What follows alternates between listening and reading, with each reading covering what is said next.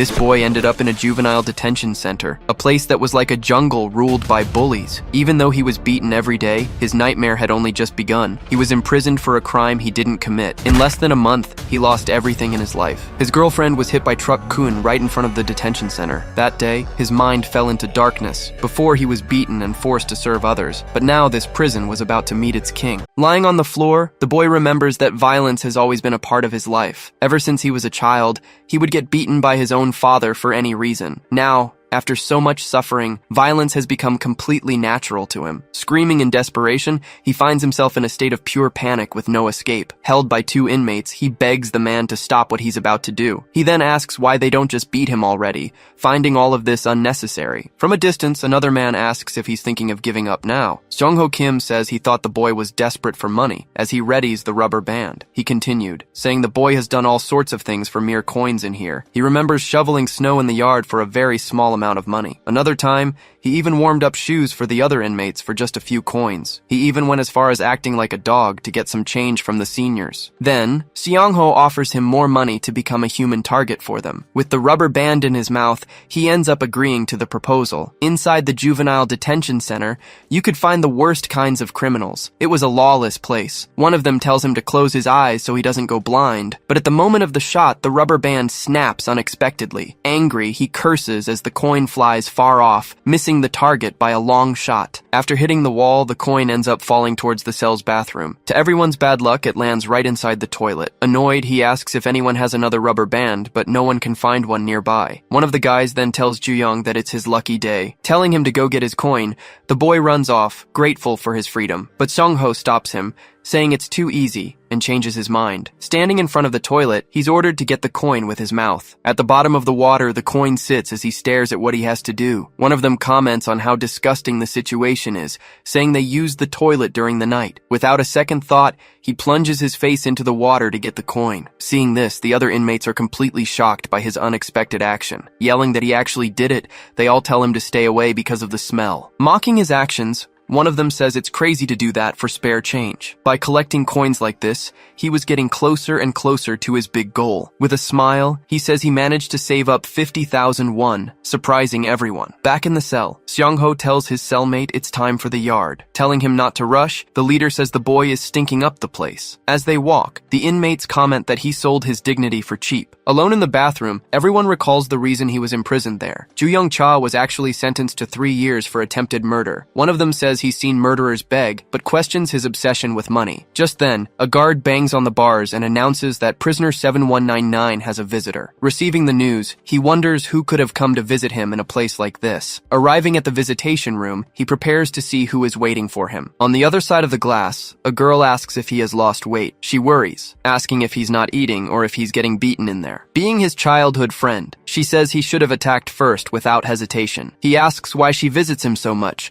commenting on the price of the bus ticket. Banging on the glass, she yells, asking if he thinks she doesn't have money. Showing him some jars, she asks why he sent them and where the money came from. Surprised, he says it was for her to keep, but she refuses the suspicious money. He then asks if she's talking about the promise they made before. She confirms, referring to their promise to move to Seoul together after school. Telling him to take care, she says she will look after all the money. At that moment, the visiting time ends, and they are interrupted by the guard. As she's leaving, she asks him to focus on getting released from that place soon. She also makes him promise not to overdo it and to take care of himself in there. The visitation room window then closes, ending the conversation between them. Seen from above, he is left alone in the room after his friend leaves. Remembering their promise, he remains determined to fulfill their agreement. Shifting to a flashback, he apologizes to Daeon in front of a hospital. Sitting next to her, he says it was all because of his father. Calling his father a monster, he saw his friend all bruised up in front of him. She then asks if he's really worried about her in this whole situation. Angrily, she shoves him against the wall, telling him he shouldn't worry. Yelling, she tells him to worry about himself, calling him an idiot. She tells him that his father is in a coma from the blow he received. He replies that it's fine, considering all the years of abuse he suffered. With some confidence, he says his punishment shouldn't be that severe. Moving to the courtroom, a judge begins to read the sentence for the defendant, Ju-young Cha. To his amazement, the judge sentences him to 3 years in prison. In disbelief, he questions being imprisoned for fighting back against the father who abused him his whole life. As he's being led away by the guards, she tells him not to skip any meals in there. Worried, she yells for him to let her know if anyone tries to mess with him. Looking back, he hears her asking him to promise he'll take care of himself. Taken inside, he just lowers his head, not answering his friend. Back in the cell, a senior inmate tells him he can get out sooner if he just obeys. Sitting in his cell, he thinks it's only 3 years, and that time will fly by. Looking at a photo, he convinces himself he can endure the sentence until the end. In the photo, he was with his friend on a happy day at school. Just then, Seong-ho Kim comes up from behind, surprising the boy who was distracted by the photo. Turning him around abruptly, Seong-ho Kim glares at him with a menacing look. He then asks if the girl in the photo is his girlfriend, but Ju-young denies it. With a smile, the man tells him to hand over the photo so he can get a better look. Refusing the request, he says that photo is very special to him. Seong-ho then asks if he really had the nerve to say no to him. Asking if he's been too nice, he prepares to strike the boy. He then takes a heavy blow, getting thrown to the side with the force. Changing scenes, a guard announces that cell 36 has a new inmate. Confused, the cell leader says he wasn't aware of any newcomers. At that moment, a new prisoner enters the cell with a very serious look. As he leaves, the guard tells the newcomer to keep his head down, because he'll be watching him. One of the inmates says he knows the new guy, completely surprised by his arrival. Pointing at the newcomer, he shouts that the guy killed 7 bullies from his school. Gyeom-ma was sentenced to 20 years for the murder of 7 people, the maximum penalty. As the door closes, everyone in the cell stares at the newly arrived prisoner. Ju-young is shocked, wondering if he really took the lives of 7 people. Seeing the situation, Seong-ho says there is absolutely nothing for them to fear. He continues, saying that even if he killed 7, any of them could take him on. Approaching him, he comments that if looks could kill, the new guy would indeed look like a murderer. Telling him they'll get along fine, he says the newcomer just needs to keep his ego in check. Extending his hand,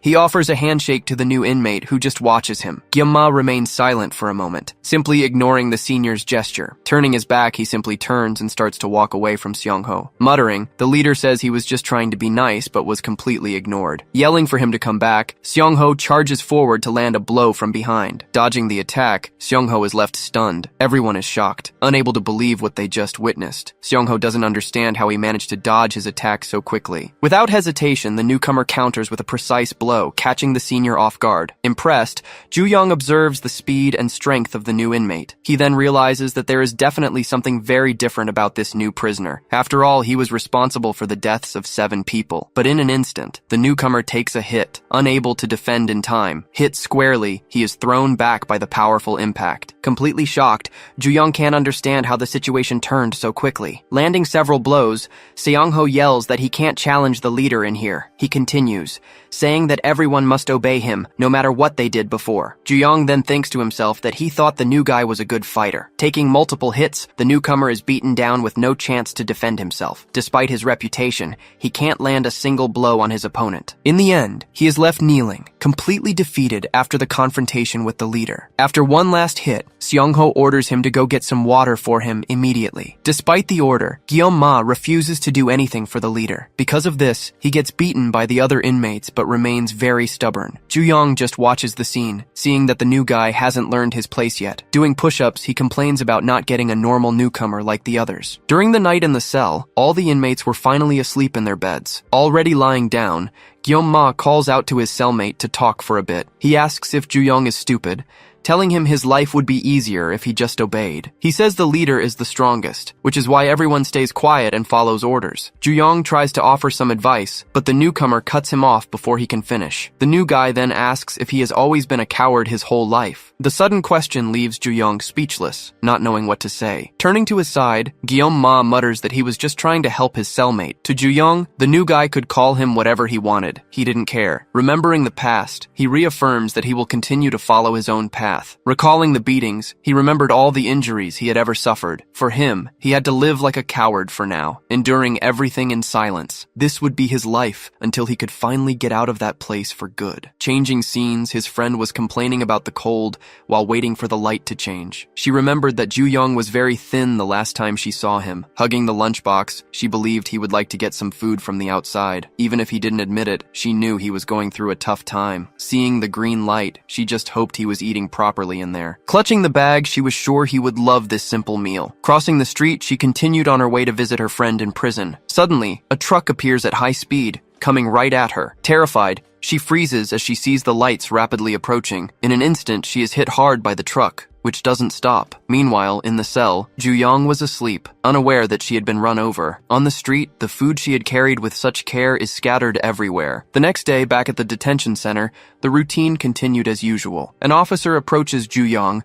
apologizing profusely and very seriously. Confused, he asks why, and the man tells him about the truck accident. Hesitantly, the officer prepares to tell him that the victim was someone he knew. Processing the information, his eyes widen in pure shock and complete despair. The terrible news leaves him paralyzed, unable to believe what he just heard. Back in the cell, he sits on the floor, completely zoned out. A cellmate watches him, wondering what happened to make him like this. Seong-ho then storms in yelling, saying he didn't clean the bathroom as ordered. Angrily, he walks towards him, asking if he was asking for a beating. Seeing his reaction, he stops, noticing the boy isn't responding to his provocations. He then asks why the hell he's staring at the photo of his crush. One of the inmates points out that the girl in the accident was the same one from the photo. Realizing everything, he questions why Ju-young lied, saying she was his girlfriend. Grabbing the photo, Seong-ho says that poor Ju-young is now finally single again. Commenting that she was pretty, he says she was way out of his league. Asking if anyone wants it, he starts auctioning off the photo for 500 won. As the bids increase, Ju-young offers 1,000 won to try and get the photo back. Then an inmate jokes about going out with her, but Seong-ho scoffs,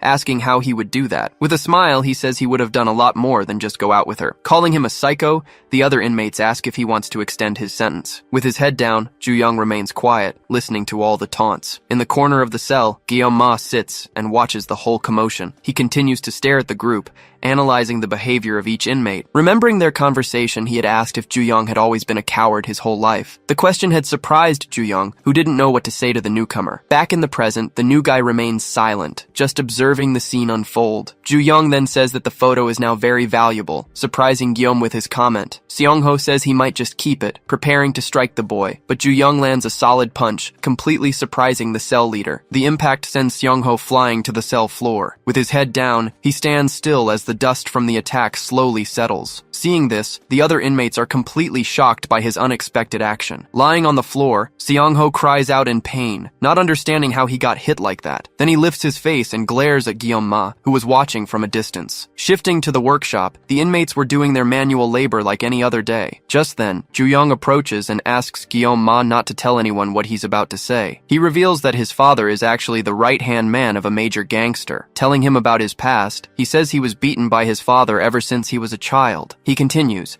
saying he had no choice but to endure it because he was his father. But he pauses, preparing to tell him what made him fight back. He then explains that one time he ended up losing control of the whole situation. Guillaume listens attentively to the story, understanding the reason for his imprisonment. It was the day his father hurt his friend for no reason at all. Taking the hit, Seong-ho curses the boy, feeling the strong impact on his face. Yelling at the others, he orders all his buddies to grab Ju-young immediately. But he realizes he gained one thing from the years of abuse from his father. Fighting against everyone, he shows that over time, he had learned how to fight. With a clenched fist, he faces the inmates, ready for whatever comes next. From a distance, Guillaume just watches the fight, analyzing every move from both sides. Lying on the floor, he apologizes to Ju-young, seeing all the defeated inmates around him. Desperate, Seong-ho offers money, asking how much he needs to stop the beating. With a smile, Ju-young says that the money might have been tempting at another time, but now, he says he doesn't need it anymore, and then he starts landing multiple blows on the senior without any mercy. With a final punch, he hits the senior's face with great force, and Ju-young says he no longer has any reason to leave this place. Powerless, Seong-ho just takes the beating, unable to defend himself from the blows. With his fist raised, he yells that he has no reason to hold back anymore.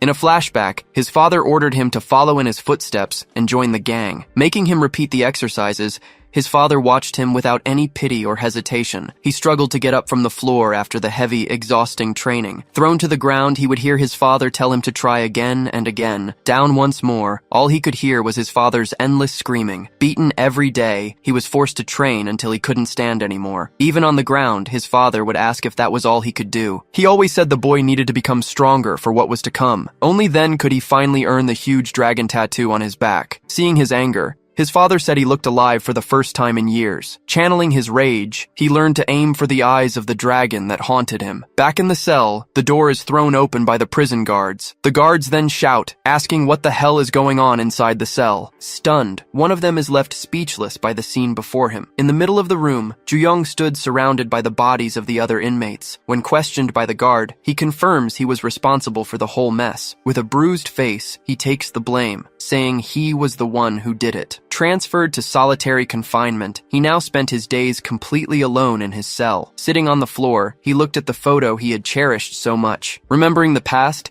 he recalled an important conversation with his friend Dayan. In a flashback, she was saying how terrible it was what had happened to him. She then asked if his father had beaten him right before the first day of school. Worried, she couldn't believe that had actually happened to him. In front of the new school, the two were getting ready for their first day. Even though he said he was used to it, she yelled that it wasn't normal at all. Angry, she says she's going to have a talk with him, but he reminds her of the promise. Grabbing her arm, he says she promised she would never come to his house. He goes on, saying if she broke it, he'd call her a loser forever. Ashamed, he says that if he had a real home, he would welcome her with open arms. Then she mentions Seoul, leaving him completely confused by what she said. She then reveals that's where she's going to live after finishing high school. Saying she's tired of living at the orphanage, she can't stand this small neighborhood anymore. Full of plans, she says she'll go to college, get a job, and buy everything. He then comments that he didn't know she was so materialistic, but she confirms she always has been. Hearing about Seoul, he realizes that if Daeon leaves, he'll be completely alone. The thought of being alone leaves him completely stunned,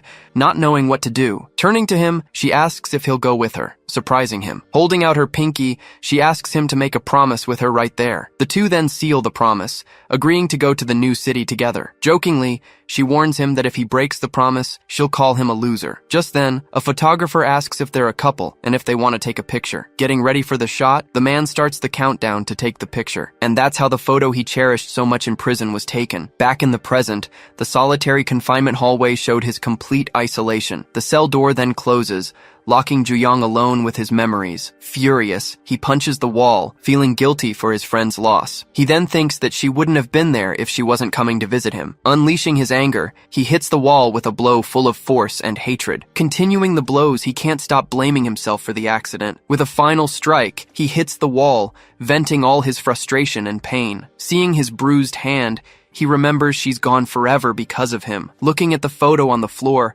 he cries, realizing it all happened because of him. Just then, a guard knocks on the door, calling for prisoner 7199. The guard says he's sorry for his loss, but stops him from hurting himself any further. He then tells Ju-young he's done enough and doesn't need to do this anymore. Telling him to calm down, the guard says he hasn't eaten anything since yesterday. Even as the guard says life goes on, Ju-young sits on the floor, heartbroken and sad. On the floor, he just apologizes, feeling guilty for his friend's loss. Alone in his cell, he keeps apologizing, unable to accept the situation. Meanwhile, in the cafeteria, Guillaume Ma was eating, watching the other prisoners' routine. One of the inmates asks if Guillaume Ma heard about what happened recently in the prison. Another prisoner says Ju-young was sent to solitary for beating up everyone in his cell. He goes on to explain the fight started because of his girlfriend who died in the accident. The inmates then comment that he did the right thing, defending his girl's honor. Just then, a man approaches their table, getting everyone's attention. The prisoner laughs, commenting that it looks like they're getting a new leader around here, but the man attacks him, slamming his face hard into the food tray. One of the inmates then says it looks like he was having a lot of fun. With a smile, the man looks at them, introducing himself as Jungchan Park. He asks if the inmate wants to share the fun, but glares at him angrily. Grabbing his head, he asks if he thinks it's funny that someone got beaten up by the leader. With a challenging look, he prepares to ask the group a question. He then asks if any of them would like to try doing the same to him. Scared, everyone at the table falls silent, not daring to answer the new inmate. Afraid, they shout no, saying they would never dare to do such a thing. Cynically, Jongchun asks if the boy is okay, lifting his face with his hand. With a dirty face, the inmate replies that he's fine and apologizes for his stupidity. With a smile on his face, Jongchun seems pleased with the prisoner's submission. Turning to the table, he asks for the name of the boy from solitary. Guillaume Ma then stares at him, hearing Juyong Cha's name mentioned in the cafeteria. A week later, Juyong is finally released from his solitary cell. The guard informs him that Seong Ho is still in the hospital from all the injuries. He continues, saying he only let him out because he knew the whole story behind it. With a warning, the guard tells him to keep his head down and stay out of trouble. Back in his cell, he finds Guillaume Ma sitting, as if he were waiting for him. The newbie then comes in, locking the door and staring at Juyong with a serious look. The two then face off, with Guillaume Ma saying that no one hits the leader. He continues, saying they will definitely get revenge for what happened to Seongho. Worried, the newbie curses, knowing the situation could get even worse for them. Approaching, the newbie calls him over, getting ready for another talk. One of the inmates asks if he's feeling better, happy about his return. Guillaume Ma watches from a distance the warm welcome the new leader was receiving. Surrounded by the others, the inmates say solitary must have been horrible for him. They then offer him a massage, water, and anything else he needed to feel better. Sitting down, Guillaume Ma sighs, realizing something important about the place he was in. Writing in his notebook, he jots down the date and his new thoughts on the prison. He thinks that in school, people care about power, looks, and grades. But in the juvenile detention center, the only thing that really matters is power. In the prison yard, the inmates paced back and forth aimlessly. Juyong then approaches Guillaume Ma, who was reading a book while leaning against the fence. He then questions him, asking why he did that on the day of the fight. With his head down, he remembers his intention in that moment of pure rage. He then reveals that on that day, he was going to take Seongho's life without a second thought. But Guillaume Ma stopped him, placing a hand on his fist, holding him back from making a mistake. He then asks why he did it, wanting to understand his true intentions. Remembering his past, he says the newbie has also killed 7 people. Without answering, Guillaume Ma just stares at him with a serious, thoughtful expression. Cutting to a flashback, a man's bruised hand is seen lying limp. Breathing heavily, he prepared to get up and continue the fight. In the classroom, an overturned chair showed the aftermath of a huge brawl. He then asked why they did it, surrounded by the bullies' bodies. Hurt, all he could ask was why all of this was happening to him. Getting ready to answer, he begins to explain the reason for his actions. Just then, a new inmate approaches, asking which one of them is Juyong Cha. With a smile, he says Juyong is much smaller than he imagined. He questions how he beat Seongho, but says he was always pretty weak. Sizing up the boy, he seems to be thinking about something very specific. Jong-chan then asks why the hell he decided to rebel against the former leader. He continues, asking if the boy wanted to become the new leader that badly. With a serious look, he tells the guy to get lost, not caring what he thinks. The inmate then stares back at him with a look of mockery and superiority. With a smirk on his face, he doesn't like the newcomer's attitude. Getting closer, he starts to provoke Juyong with a question about his mother. He then asks if his mother never taught him any manners. Angry, he gets ready to attack, saying he hates it when people don't know their place. With a smile, he says that since Seongho was weak, he'll take over. He starts landing multiple hits, giving Juyong no chance to defend himself. He then yells that he'll teach him what happens when a dog bites its master. But a guard shows up, breaking up the fight before things get any worse. Seeing the guard, Jung-chan curses, realizing he's been caught in the act. At that moment, the guard approaches, pretending he didn't see anything. Staring at Guillaume Ma, he says the boy probably doesn't know the prison rules. He then explains that leaders can beat up whoever they want to maintain order. With a shove, Jung-chan tells him to react and fight back against his attacks. While hitting him, he taunts him, telling him to do the same thing he did to Seongho. Guillaume Ma then calls him a murderer, questioning why he wasn't reacting. Taking the hit, he's thrown against the fence, falling to the ground without any reaction. The inmate asks why he's not doing anything,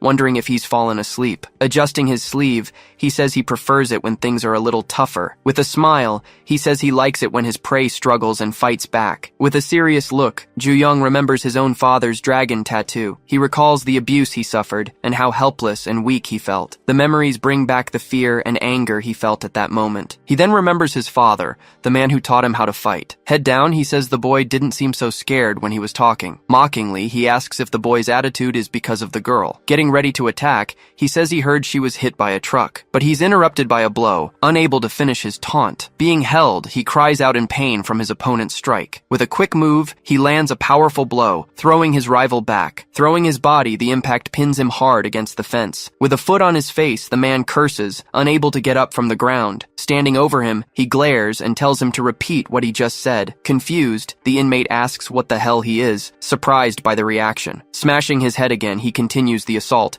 giving him no chance to defend himself. Pinned to the fence, he screams for him to let go, but he's completely ignored. With another blow, he smashes his rival's face hard against the fence. Grabbing his arm, Juyong prepares for his next attack. Twisting the tattooed arm, he increases the pressure, causing his rival more pain. Screaming, the man begs him to stop, asking what he's doing. With a snap, he breaks his opponent's arm, finishing his move. Hearing the scream of pain, Guillaume Ma watches the scene with a serious expression. With multiple blows, he keeps attacking his rival, not stopping for a second. Screaming in pain, the man is pressed against the fence, unable to defend himself. With his rival on the ground, he observes the result of all his rage. Staring into space, he prepares to attack his opponent again. In a flashback, two women were talking about how the boy's father was a famous gangster. Watching him from a distance, they judged him as the biggest problem in the whole neighborhood. With a bruised face, he always kept his head down, avoiding any trouble. Arriving home, he opens the gate, bracing himself for another day of suffering. As he enters, he hears strange noises like something is being broken inside. He then hears a scream, wondering if someone was in danger in his house. Running, he recognizes the voice and wonders what was happening inside. With a look of hatred, his father glares at him,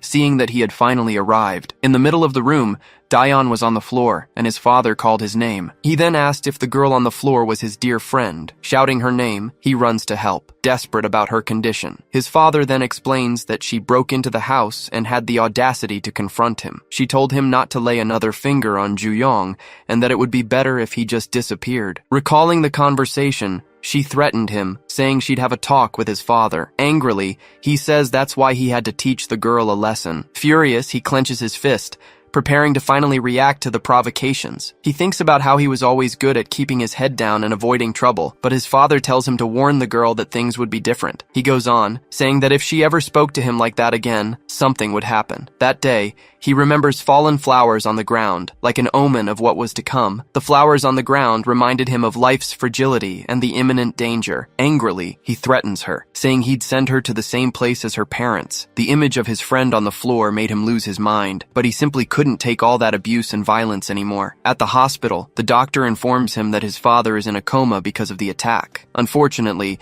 the doctors believed his chances of regaining consciousness were practically zero. According to the doctor, it would take a miracle for him to wake up again. Hearing the news, he just stands in silence, processing his father's situation. With a clenched fist, he realizes the tattoo didn't matter anymore. Looking at his friend, he thinks that now she would finally be safe from everything. In the yard, all the prisoners were talking about the fight that had just happened. They couldn't believe Juyong had done it again to another inmate. With his rival on the ground, they realized the fight happened right after he got out of solitary. Showing his tattoo, he gets up, his arm bruised but ready to keep going. With a bruised face, Juyong stares down the other inmates, showing no remorse. As the yard time ends, all the prisoners head back to their cells. From the yard, the view of the prison shows the inmates' routine on that sunny day. From his office, a man apologized for the noise coming from outside. With a cup in his hand, he says that all the boys there are very energetic. He then says he's glad the other man is okay, mentioning his discharge from the hospital. The center's director, Chang Sok Guan, offers to help in any way he can. With a serious look, he prepares to ask the man an important question. He then asks which prisoner he was visiting at the detention center that day. Back in the cell, all the prisoners were sitting in complete silence. With serious looks, Guillaume Ma and Juyong stare at each other in silence. Writing in his diary, Guillaume Ma jotted down his thoughts about his cellmate. He then thinks that he ended up in the same room as a complete and troubled lunatic. Just then, a guard calls him by his prisoner number, 7199. With a smile, the man tells the boy to follow him out of the cell. With a bruised face, he hears that he has a visitor waiting in the meeting room. Walking down the hall, the guard escorts him to the scheduled visit location. He then wonders who could possibly want to visit him in such an isolated place. He thinks about how his mother abandoned him, and he lost touch with his relatives. With no one in mind, he questions who the mysterious visitor could be. The guard then takes him to the director's office, leaving the boy confused. He wonders why he was being taken there instead of the visitation room. Nervously, he braces himself to find out the reason for this unexpected visit. Sitting on the couch, a man says it's been a long time since they've seen each other. Surprised, he can't believe who is standing in front of him. He then remembers his father, the man who haunted his memories. With a smile,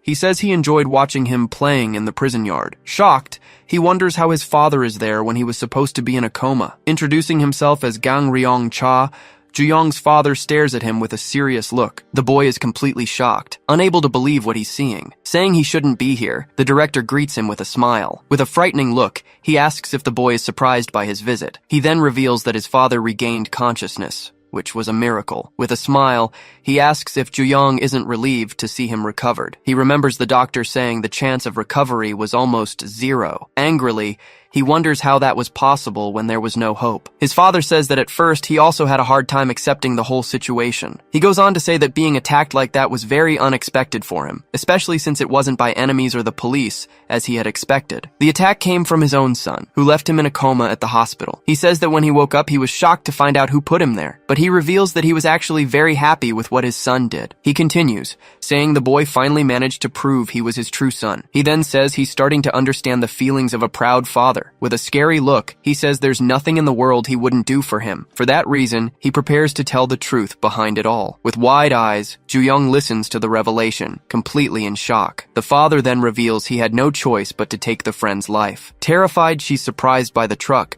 with no time to react to the danger. Hit, she's thrown a great distance by the strong impact of the high-speed vehicle. The food she was carrying with so much care scatters all over the street. Lying on the asphalt, she is seriously injured after the terrible and unexpected accident. Struggling, she tried to stay awake, breathing with great difficulty on the ground. Approaching, a person appears and stops beside her, watching the accident scene. With her last bit of strength, she asks for help, but the man just watches her in silence. Without helping, the man just watches her, walking away and leaving her behind. Stuttering, she couldn't believe who was standing in front of her. The man she saw was Ju-young's father, standing there watching her. With a smile, he says she looks like she's seen a ghost. He then recalls how she said Ju-young would be better off without him around. He continues, saying that parents should do anything for their children, just as he will. Taking a step, he prepares to show what he is capable of. Turning his back, he seems to think about what he'll do next to the girl. He says she would never understand a father's love being an orphan. Continuing the taunt, he says she never knew her parents' love. Back in the room,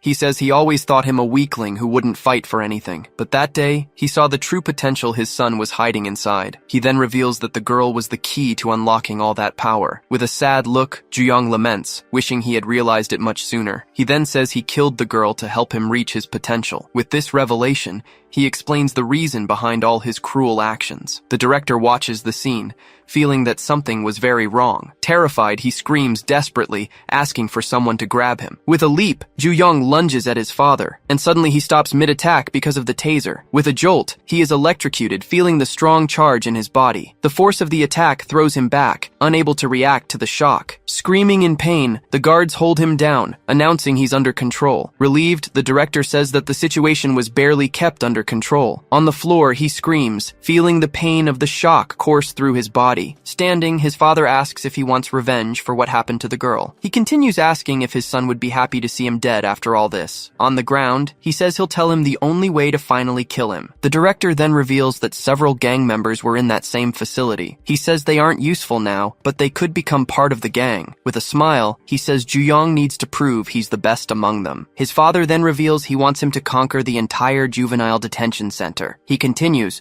saying that way he will earn the respect of everyone in the gang, and that at some point he'll get the chance to finally attack him by surprise. He says that when he kills him, the gang's right-hand man, he'll have to suck it up and take control of the entire Sky Dragon gang. That way, he'll achieve a goal his father never could, even after trying his whole life. He says his life will finally be complete, thanks to his son and his sacrifice. With a smile, he says goodbye, leaving Ju-young with his thoughts and his plan. The director says he'll take good care of him, saying goodbye to the gang leader. Frightened, he asks what that is, but the man just stares at him. With his back turned, he walks away, leaving the director on the floor without any explanation. Clutching the taser, he asks why his father thinks he'll wait. Staring at the boy, his father just watches him in silence with a serious look. Lunging at him, he screams that his father is going to die right now. With a look of pure hatred, he charges, yelling that it all ends today. The guards and the warden watch the scene, completely shocked by what they see. A man then steps forward, landing a solid blow on Ju-young's father. He says his life will finally be complete, thanks to his son and his sacrifice. Angrily, he says he won't wait, and that his father will die today. With an embrace, the man draws near,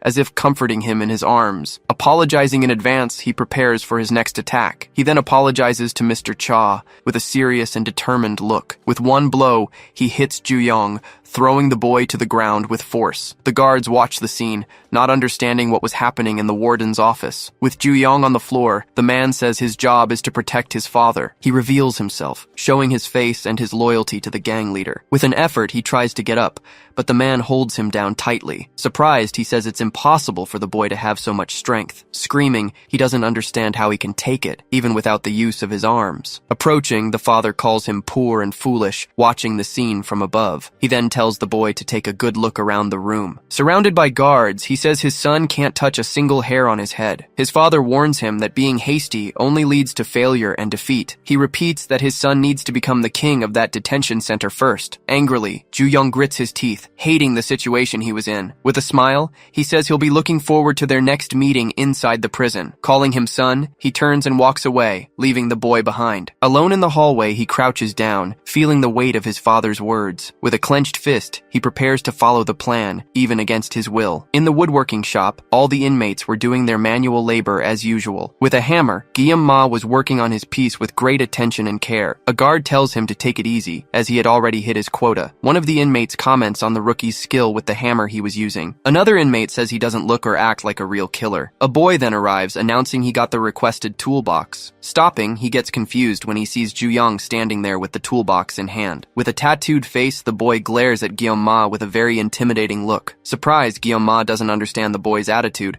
who is staring at him for no reason. Suddenly, the boy throws the toolbox on the floor, scattering everything. He then apologizes, saying his hands slipped by accident. On the floor, a sharp nail stands out among the other tools that fell. With a smile, the boy says the whole situation is a big surprise. He then greets Ma as if the two knew each other from somewhere. Introducing himself as Min-yoon, he says he hasn't seen him since graduation. He says he saw him on the news but didn't expect to find him here. With a smile, Ma looks back at him, confirming that he remembered him. He then says he remembered him very well and everything that happened. With a smile, the boy says there's something he really wanted to ask. Getting closer, he prepares to ask the question that was bothering him. He then asks if it's true that Ma really killed 7 people. He says he knows what Ma was like back in their old school days. Asking what he means, the boy says he was always a model student. Just then, the guard tells him to get back to his post and stop talking. Saying goodbye, he walks away, leaving Ma alone with his thoughts. He then feels a pain in his hand, realizing he got hurt by the tools. With his hand bleeding, he remembers the words and taunts of his old classmate. At night in the cell, all the inmates gathered for another night in prison. Alone in the corner, Ju-young sits, thinking about everything his father told him. He remembers he needs to become the king of this place to get his revenge. With a determined look,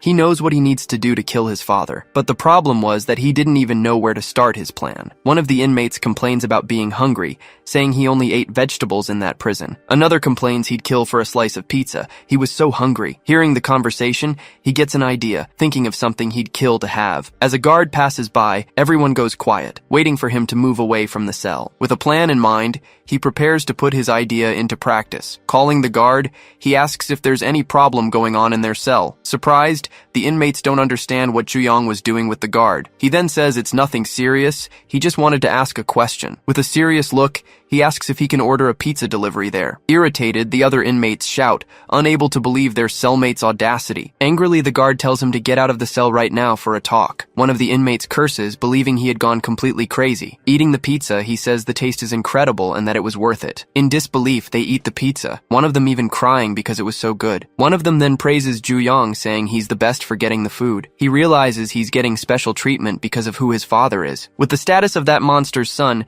he could get anything he wanted in there. He then thinks he needs to see how far the freedom he's been given goes. An inmate calls him boss, asking if he's some kind of celebrity. They then ask if his father is a congressman, or if he's very rich. With a clenched fist, he thinks he'll do whatever it takes to get his revenge, and if that means taking advantage of his father, so be it. He then wonders what's gotten into Ma, who had been acting strange all day. One of the inmates calls him to eat, but the other says to leave him alone. With a clenched fist, one of them comments that he's more somber than usual. Sitting in the corner, he wondered what had happened to make him like this. In the workshop, the prisoners were working, making noise with the tools and materials. Together, they organized the boxes and equipment in their workspace. On the table, they place a box full of nails and other tools. With a defiant look, the boy says his hand might slip again. Faking an accident, he prepares to throw the box on his colleague. He then throws everything, knocking the box of nails over Ma. Surprised, he is hit by the nails, which scatter all over his body. With a smile, the boy says it was his bad,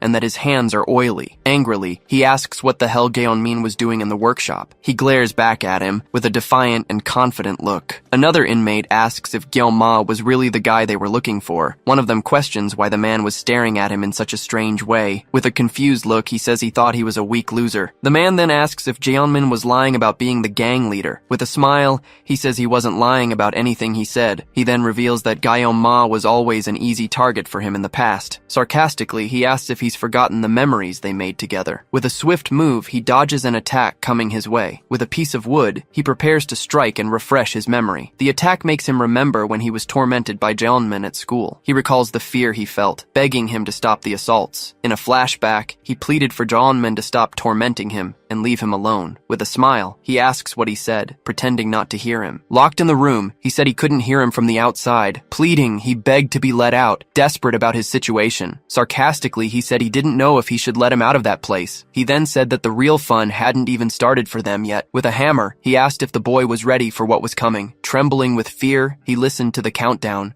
Unable to do anything, with the hammer raised, he prepared for the attack, ending the countdown. The scene shows an empty chair, symbolizing what was about to happen there. Trembling, his legs couldn't stop, showing his complete terror. With a smile, he asked if that helped refresh his memory. Back in the present, all the inmates turned to Ma, who was silent. One of them then mocks him, saying he was shaking and calling him weak. In disbelief, the man picks up the nails from the floor with his hand, calling him an idiot. He says it's impossible for him to have killed anyone, underestimating him completely. Holding the man's hand, he doesn't care about the nails that hurt him. With the noise, the nails fall to the floor, and the other inmates watch the scene. Letting go of his hand, Jeonmin stares at him, still shocked by his unexpected reaction. At that moment, Juyong asks if by any chance he wants to see what happened. With a threatening look, Ma asks if they want to see how he did it. Grabbing his face, Ma doesn't understand what's happening. The guard then orders them back to their posts, ending the argument. Pulling his hand away, Ma backs off, ending the fight that almost started. One of the inmates complains,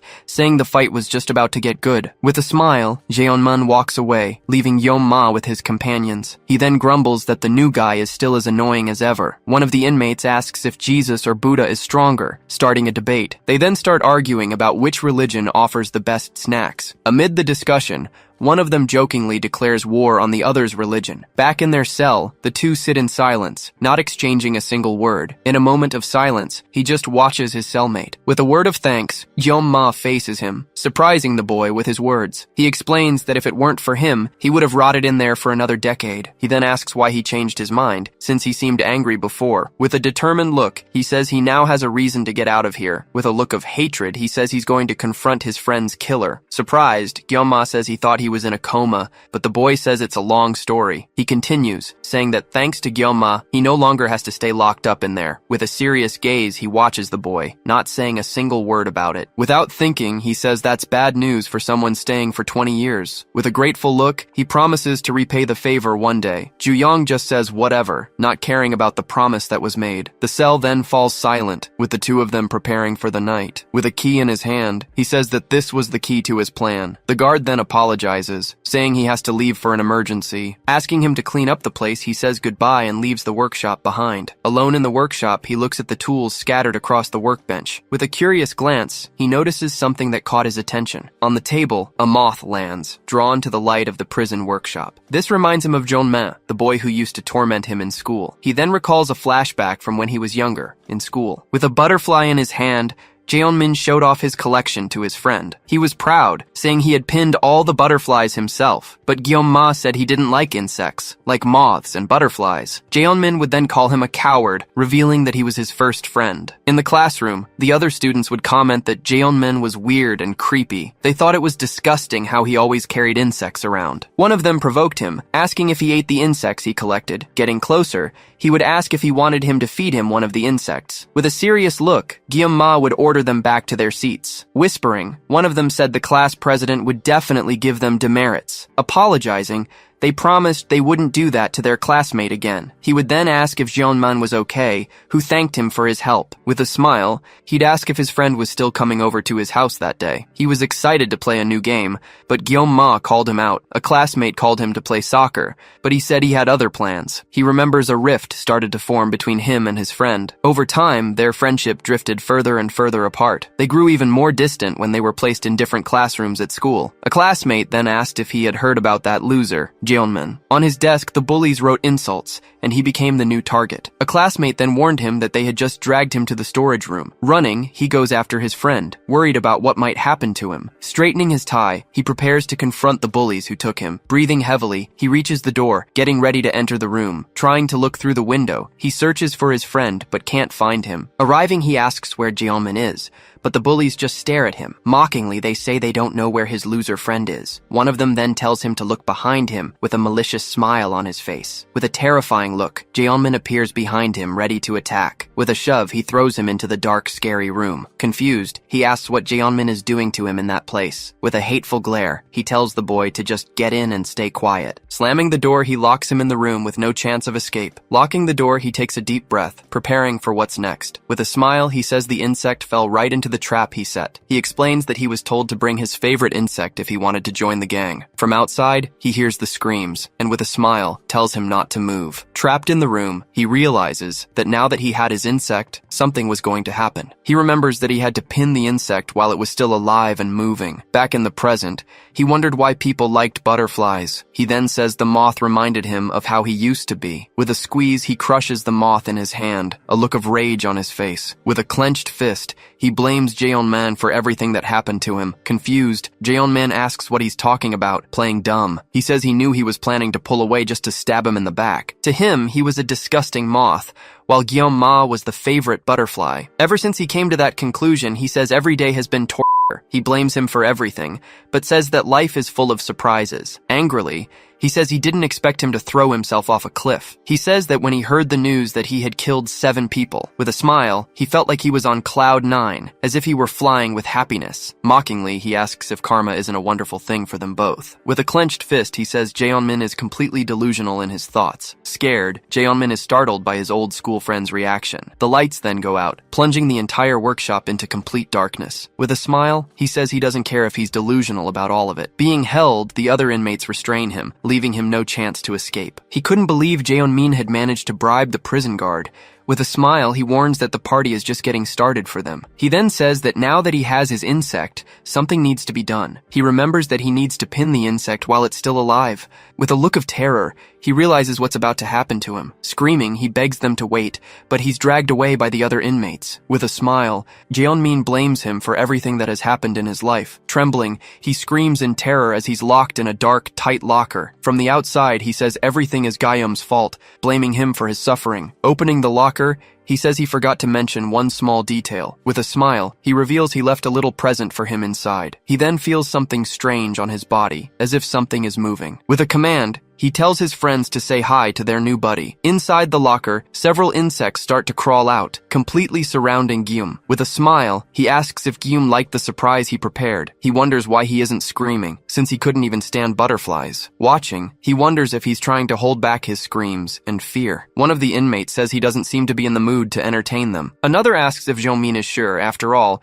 he was a real killer. With a smile, he says he doesn't care what he did in the past. One of them then scoffs, saying that not even a murderer can scare him. Being held, he says the main event hasn't even started for them yet. He then whispers that he's going to make him squeal like a dying pig. A footstep is heard, and someone approaches the group that was tormenting him. Curious, one of the inmates asks how exactly he's going to do that to the boy. Suddenly, Ju-young appears, startling the group who didn't expect his arrival. One of the inmates then asks how he plans to make Gyeom scream in pain. He then attacks one of the men, making him scream from the blow he received. Angrily, another inmate charges forward, asking what the hell he thinks he's doing. Surprised, the man has no time to react to the attack coming his way. With a strike, he throws him to the ground, asking if that's how it should be done. Scared, Jeonmin watches the scene, with Gyeom-ma holding him from behind. With a serious look, he calls out to Gyeom, preparing for what he's about to say. Peeking through a crack, he remembers the debt he owed him. In a fighting stance, he says to consider the debt between them finally paid. Inside the cell, one of the inmates seems to notice something strange. Asking for Gyeom, he hears that an officer called him to the wood shop. His cellmates comment it was for cleaning, but they find it strange given the time. Suddenly, the cellmate stands up unexpectedly. Reaching the bars, he calls out to a nearby guard. The guard recognizes him and asks what he wants this time. Meanwhile, another group of inmates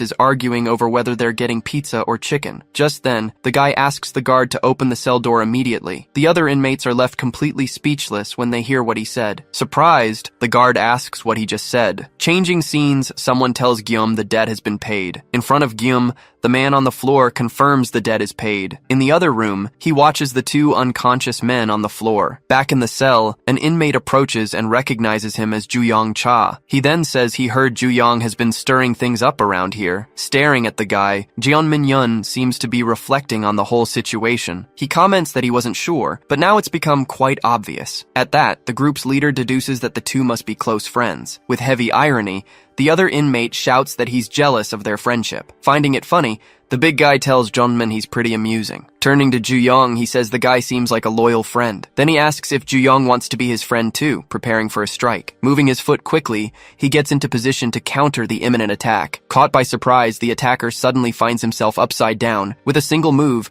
Juyong executes a throw and flings him over. Thrown with force, the man crashes hard onto the floor. Looking down, Juyong says he'd prefer something else before being friends. On the floor, the big guy hears him finish, saying he'd rather die. Turning next, he gets the attention of the scared, blonde inmate. Just then, Guillaume shows up and says he went a little overboard with the force. Juyong turns his head and directly asks the reason for all this. Repeating his words, Guillaume questions if he really thought it was an exaggeration. He then yells, asking if Ju Yeong is kidding him. Outraged, he asks if Juyong has any idea of the hell he went through. Guillaume explains that the man acted as if he were his only childhood friend, but in reality, he was planning to backstab him the whole time. With a serious look, Juyong listens to the warning to be careful with Guillaume. Just then, the big guy appears from behind and warns him about his friend. Grabbing him by the neck, he says they won't get rid of him that easily. He reveals he was just waiting for the right moment to finally make his move. Seeing the scene, Guillaume shouts for the henchman to go ahead with the attack. Squeezing even tighter, he asks again if Juyong doesn't want to be friends. Feeling the pressure, he positions his hand for a precise counterattack on the man. With a swift move, he strikes the attacker's finger. Suddenly, Guillaume appears out of nowhere and strikes the henchman. With a smile,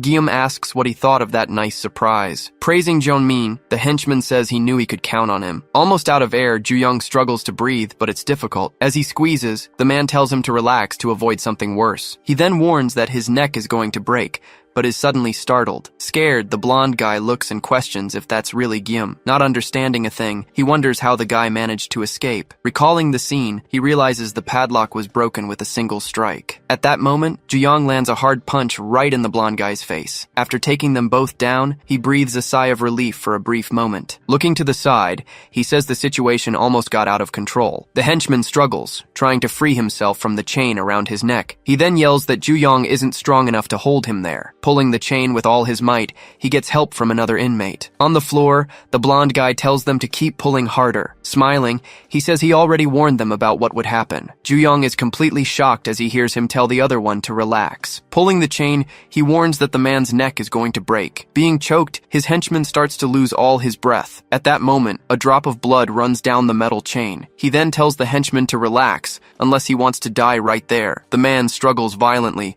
but he can no longer breathe. With one last pull, he finally drops the henchman onto the warehouse floor. Exhausted after the fight, he slowly tries to catch his breath. Standing in front of the man, he stares at the fallen henchman. Turning towards Geonmin, he stares at him with a serious look. Seeing him approach, the guy desperately begs him to wait. He yells that he's the victim, saying he was forced to do everything. Desperate, he says he only tried to defend himself and that he did nothing. Facing the blonde guy, he stares him down with a dark expression. With one blow, the blonde guy falls hard to the ground, screaming loudly. On his knees, he desperately begs for Guillaume's forgiveness right then and there. Admitting he was stupid, he continues to crawl across the warehouse floor. Asking to forget everything, he hears Guillaume answer with a blunt no. Guillaume then says he never considered him a loser like he claimed to be. Completely shocked, the guy asks what he means by that. Guillaume then says that Jeonmin ruined his life by playing the victim. He confesses he thought about killing him since it wouldn't make much of a difference, but he adds that he doesn't think he hates him that much. Guillaume then remembers that the two of them used to be friends back in the day. Hearing that, the blonde guy cracks a very strange and creepy smile. Remembering the past, a scene of their friendship is shown. Laughing in his face, the blonde guy calls him a coward. Just as he's about to threaten him, he gets hit and says that really hurt. Then, Juyong takes down the other inmates with a series of quick blows. On the floor,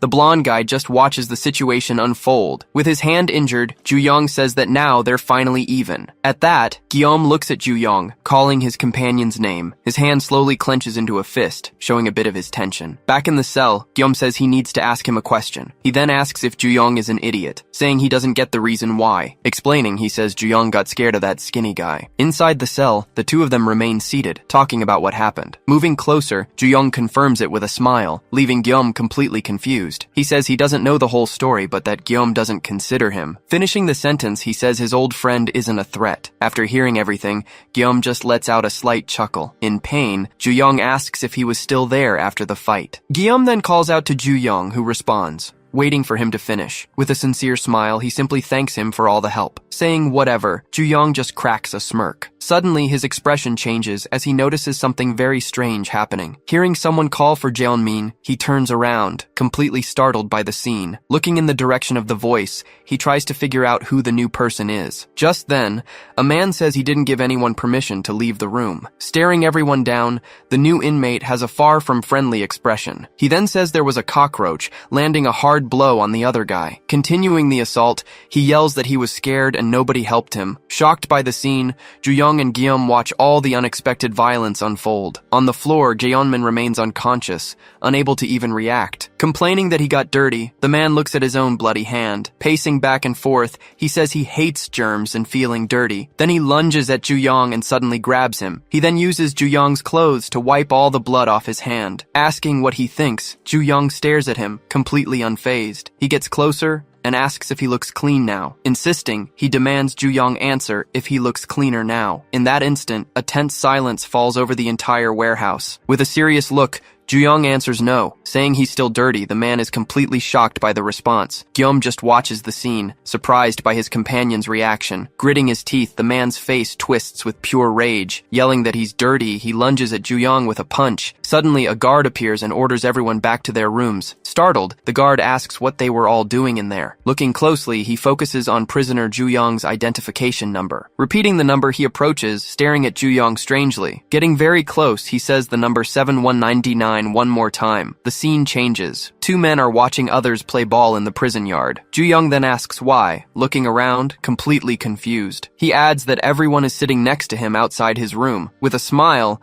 an inmate says the answer to that is pretty obvious. Introduced as Namin-gu, he begins to explain why. Whispering among themselves, the inmates comment that everyone knows Ju-young is strong. They then say that nobody messes with the group when they're near him. With little choice, Ju-young seems to accept the whole situation, saying whatever. He then asks not to be bothered, as he has a mission to complete. His mission is to find a tattoo of a dragon with red flowers around it. He needs to find the guys who have this specific tattoo somewhere. As he searches, he watches some inmates sitting on the yard's stairs. Looking to another corner, he wonders where they could be hiding. Just then, his companion asks what he's looking for, staring at the others. Offering help, the guy says he's known as the prison's informant. Commenting on his search, he reveals he's looking for a specific tattoo. He adds that it's something personal that really pisses him off. The scene changes. A news report talks about the rise in organized youth crime. Mentioned on TV, they're described as groups that rob and extort people. Hearing the news, an inmate grumbles that they're a bunch of idiots. Another then says those criminals deserve to rot in jail until they die. Sensing the mood, the inmate next to him just says the comment was harsh. Trying to break the ice, he says the place doesn't only have bad people. With a smile, he says he'll tell them why he's in prison. He begins by saying there was once an incredible restaurant in his neighborhood. As a loyal customer, he loved the place's sauce and pasta. One day, a politician's son showed up, doing whatever he wanted. With several goons, the man sits down and just stares at the owner. Laughing, he says the owner must be kidding him. Complaining about the dumplings, he says they were supposed to be made of rice. Outraged, he starts breaking everything, yelling about the wheat dumplings. He then smashes a picture frame that was on the restaurant's counter. In the middle of the chaos, the guy shows up and hits the aggressor with a single blow. Facing the aggressor, he says he heard about the problem with the dumplings. He says that in the end, he won the fight, becoming a legendary hero. Regretfully, he explains he ended up here because the aggressor told his father everything. At that moment, a companion interrupts him and asks if he's lying again. Laughing in his face, the other inmates reveal his nickname is Namin-gun. He still insists his stories are true, but nobody seems to believe him. Guillaume then comments that he'd be an idiot to believe that story story again. Suddenly, Ju-young surprises everyone and says he believes his story. Completely shocked, Namin stares at him, not knowing how to react. In his thoughts, he compares his life to the relationship between ants and aphids. That was the exact nature of his relationship with all the bullies he had ever known. He then reflects that he has spent his entire life sucking up to the strongest. Thinking about Ju-young's words, he believes the new leader likes him. Smiling, he concludes that the new prison boss likes him a lot. Now his plan is to become his right-hand man and lay low until the end. Thinking about the chance for a peaceful life, he continues working in the garden. Digging the dirt with a smile, he seems quite excited about the new task. Suddenly, something splashes on his face, leaving him completely confused. Looking up, he sees a man with an expression of disgust and pain. Holding his own face, the man asks what all this filth is. He then screams desperately that it stinks, leaving Namin in shock. Cutting to a flashback, the man says he got dirty because of the lies. In the memory, he is seen forcing something into the mouth of a person on the ground. He then finishes by saying he's going to clean that liar's dirty mouth. Back in the past, Namin thinks he never wanted to meet his old leader again. Rubbing his face, the man was screaming about germs and his face rotting. Seeing what's coming, he apologizes for not being careful. With a terrifying look, the man asks if he looks clean now. Afraid, he says yes, that the man is clean and shining. Then the man shows a bottle of pesticide and asks if that's really true. Saying he'll let it slide, he sprays the pesticide right in his face. Screaming in pain, Namin puts his hands on his face, feeling it burn. Fallen on the ground, he thrashes and screams in agony because of his eyes. Standing in front of him, the man says he actually came to ask for a favor. Still on the ground, Namin hears him say a prisoner's number. In a memory, the man repeats the same identification number over and over. He then asks if the prisoner with that number is in the same room. Namin remembers that this is Ju-young's own identification number. Furious, the man says the other inmate called him dirty. He asks if Namin knows how hard he tries to stay clean. With a terrifying look, he stares at Namin, who seems to already know what's coming. Opening his shirt, he asks for help disinfecting his body with the pesticide. At that moment, Namin sees the dragon tattoo with flowers he was looking for. Back in the cell, someone is on the floor counting push-ups out loud. Reaching the 100th push-up, Ju-young finally finishes his nightly exercise routine. Finishing his workout, he thinks that he still hasn't found the tattoo. The image of that dragon with red flowers remains his only goal here. Impressed with the workout, Namin watches Ju-young finish his entire set. He then compliments Ju-young's form, saying you can tell he used to work out. Offering some grape juice, he explains it will help his body recover. Although suspicious, Ju-young takes the cup and thanks him for the drink. He then stares at the purple liquid inside the cup, analyzing the strange drink. With a very serious look, he turns and calls Namin directly. Remembering the pesticide, he asks who gave him that product. Holding the cup, he asks who gave him the poison to mix into the juice. In a flashback, Namin is seen being held down on the floor by several inmates. His former leader says he's all dirty now because of everything. Screaming in anger, he blames him for the lies that made him filthy. He then warns that he'll have to clean his mouth out for this. Announcing it's time to sanitize, he prepares for drastic action. Namin thinks that the first room he was sent to was a complete hell. At that, the man despairs and screams, asking what he did. The victim chokes on the floor as the torture scene continues in the flashback. Frantically cleaning the floor, he says the place was ruled by a demon. Back in the present, Ju-young calls out to Namin with a very serious and direct look. He then asks who gave him the pesticide on the shelf to mix into his drink. Desperate, Namin tries to deny it, saying he bought the juice with his own money. His cellmates doubt him and tell him to drink it first to prove it's safe. Ju-young asks if there's a special reason for giving him that juice out of nowhere. Afraid, he wonders if Ju-young suspects him of something too. Reflecting on his lies, he understands it's fair for Ju-young not to trust him. Suddenly, to his surprise, Ju-young simply tilts the cup and drinks it all. He gulps down the juice in one go, leaving Namin speechless. Saying it was good, Ju-young thanks him and hands back the empty cup. He then tells everyone to go to sleep, as they have group cleaning tomorrow. Namin is paralyzed, wondering if that really just happened. In his thoughts, he regrets not putting the poison in directly without testing it first. Remembering before, he recalls Ju-young defending him, saying he believed in him. With a determined expression, he seems to have made a new, important decision. Changing scenes, a man is drawing in a notebook while others sleep peacefully. In the notebook, he's making a detailed sketch of the dragon with flowers tattoo. Just then, Namin approaches and asks what that cute drawing is. Ju-young explains that it's the flowery dragon, a blue dragon with red flowers. He reveals his plan is to find a way to get all the bad guys. Thinking of a way, Ju-young asks if he has anything to say. A bit hesitant, Namin says he wanted to ask something. He then asks why Ju-young trusts him so much. Warning him of the danger, he says Ju-young could get hurt for trusting him. Ju-young replies that being a liar also means he's smart. He then says that someone as smart as him wouldn't talk too much. Finishing his sentence, he warns Namin not to get on his bad side. When the lights go out, Ju-young tells him to go to bed. Namin just stares at him with an expression of great surprise and confusion. Looking at the floor, he sees the dragon drawing Ju-young made. With a smile, he thinks that Ju-young must find him pretty smart. The next day, a guard announces a department inspection. After the announcement, all the inmates start cleaning the prison hallway. Just then,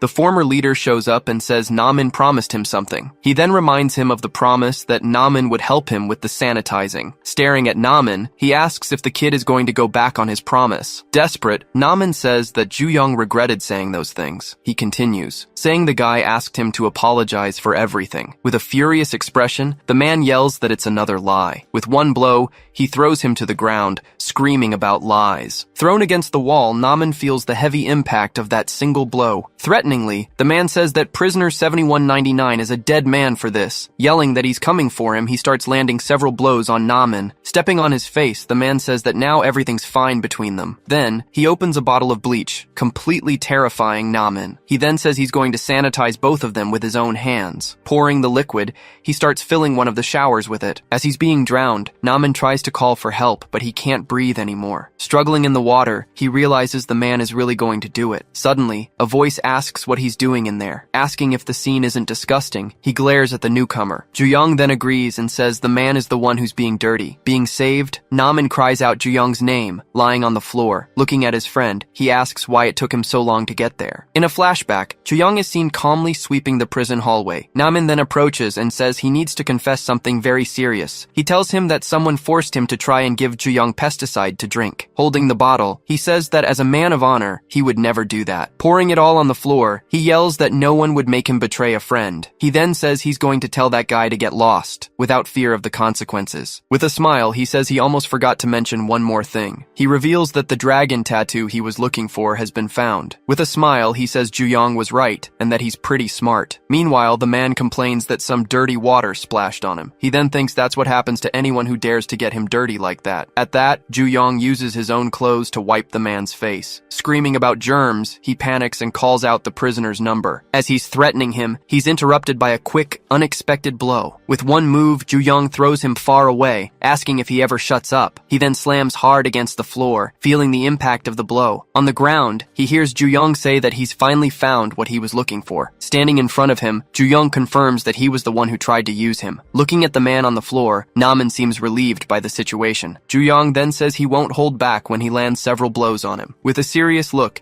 he prepares for the beating that's about to begin. Switching to a flashback, a fighter was drawing attention for his incredible finishing moves. Using all his strength, he prepared for his signature move on his opponent. Wrapping his legs around his rival's torso, he squeezed with all his might. But what looked like skill was actually just a dirty trick. To prevent him from tapping out, he pinned his opponent's hands to the ground. With a victorious smile, he watched his rival, immobilized and trapped. But ever since that day, something unexpected started happening during his fights. Suddenly, with a look of panic, he felt something very strange. Vomiting on his opponent, he never used that finishing move again. Ironically, his fate changed completely after that incident in the ring. That same fighter who loved to play dirty now seemed like a different person. Constantly rubbing his hands, he developed a critical condition for a fighter. He ended up developing severe germophobia, repeating that everything was dirty. Returning to the shower scene, Ju-young calls him a clean freak. Grabbing his face, Ju-young demands an immediate answer to his question. Demanding answers, he tells the man to spill everything about the Dragon Gang. Lying on the floor,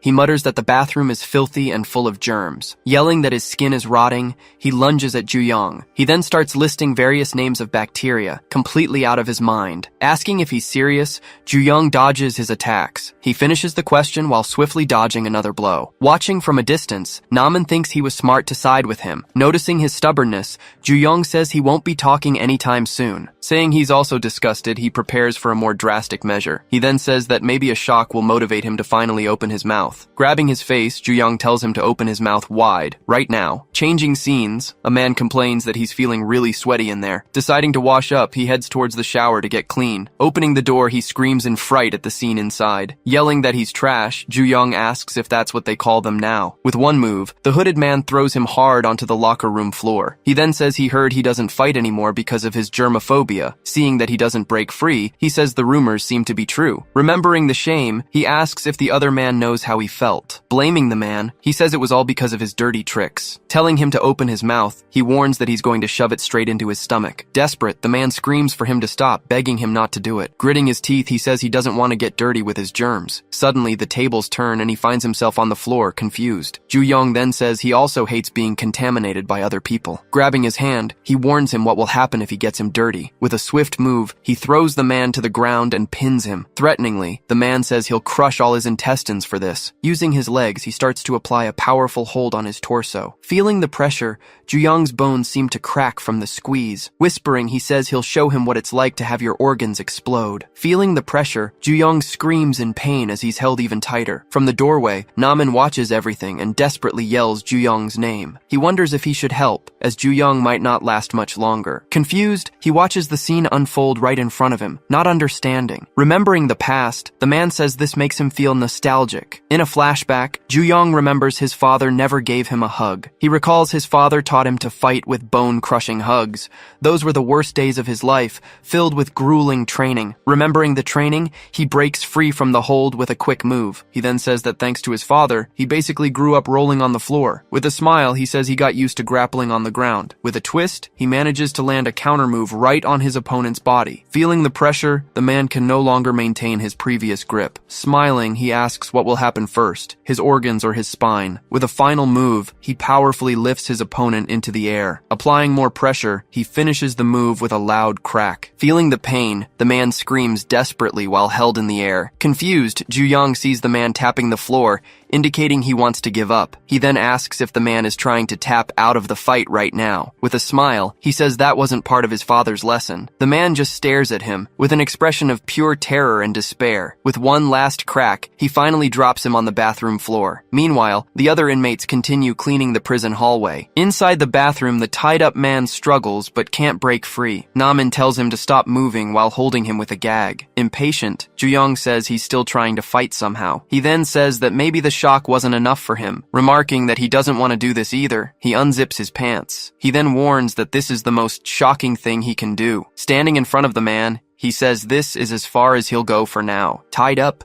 the man struggles as Namin and Young hold him to the ground. Namin then asks if he's ready to drink some delicious lemon juice. With a serious look, Young tells him to describe the taste afterward. Desperate, the man screams that he'll tell them anything they want to hear. Young says he knew he'd break his stubbornness one way or another. He then demands to know everything about the Sky Dragon gang right now. In a flashback, a woman says she heard about the rookie's germophobia. She then says he'll be happy with what she has prepared. Starting the tattoo, she says he's going to like his new dragon. With a smile, she asks if he knows why the gang accepts minors. Explaining the tattoo, she says the dragon represents power and the flowers, vitality. She then comments that even the most beautiful flower will eventually wither. The woman reveals that the dragon seeks new seeds for the next generation. She says that young people may be smaller, but they have enormous potential. With the right nurturing, they can evolve depending on where and how they live. She explains that the gang recruits talented individuals to nurture in their garden. Thus, the seeds they plant will grow and develop over time. Blooming like beautiful flowers,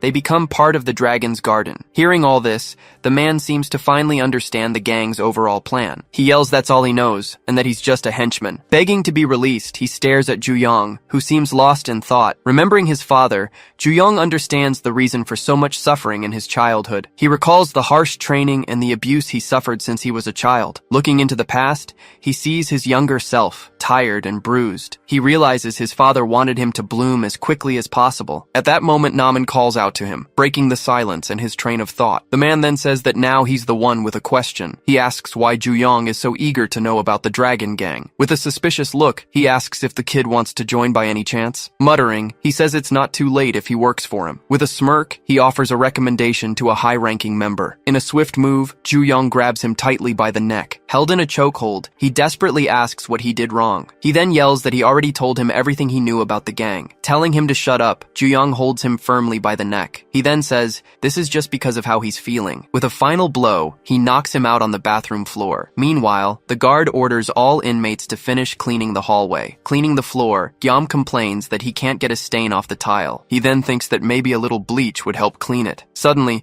Naman shows up and hands him a bottle of bleach. Surrounded by the others, Naman makes a scene and calls him boss in front of everyone. With the bottle in hand, he says he wants to thank him for something. He talks about the relief he felt when Ju-young defeated the germaphobe. Holding the bottle, Ju-young suddenly seems to remember something important. Recalling, he asks if the man hadn't tortured him with bleach before. He finishes the question, remembering the story he told about his old room. Asking how he survived, Guillaume stares at him, not quite understanding the story. Naman then confirms that the situation was pretty wild, and that he foamed at the mouth. He reveals that he swapped the bleach for soapy water beforehand. He explains that he had to lie to a lot of people to get his room changed. Ju-young just listens in silence, still not believing the story he told. Saying there's no need for thanks, he says he only did it to find the tattoo. Naman then asks why he's looking for that dragon gang. With a serious look, Ju-young replies that it's so he can land a few hits on them. He says he's already taken down 2, but doesn't know how long it'll take to find the rest. Ju-young then wonders if the 2 inmates had anything in common. Thinking it over, he seems to start connecting the dots and understanding everything. He realizes that the 2 men he defeated were the room leaders. Determined, he says he'll go after each leader one by one. Naman then reveals that next week, all the leaders are going to meet. He explains that they're all gathering for the so-called Meeting of the Kings. Asking if he hasn't heard of it,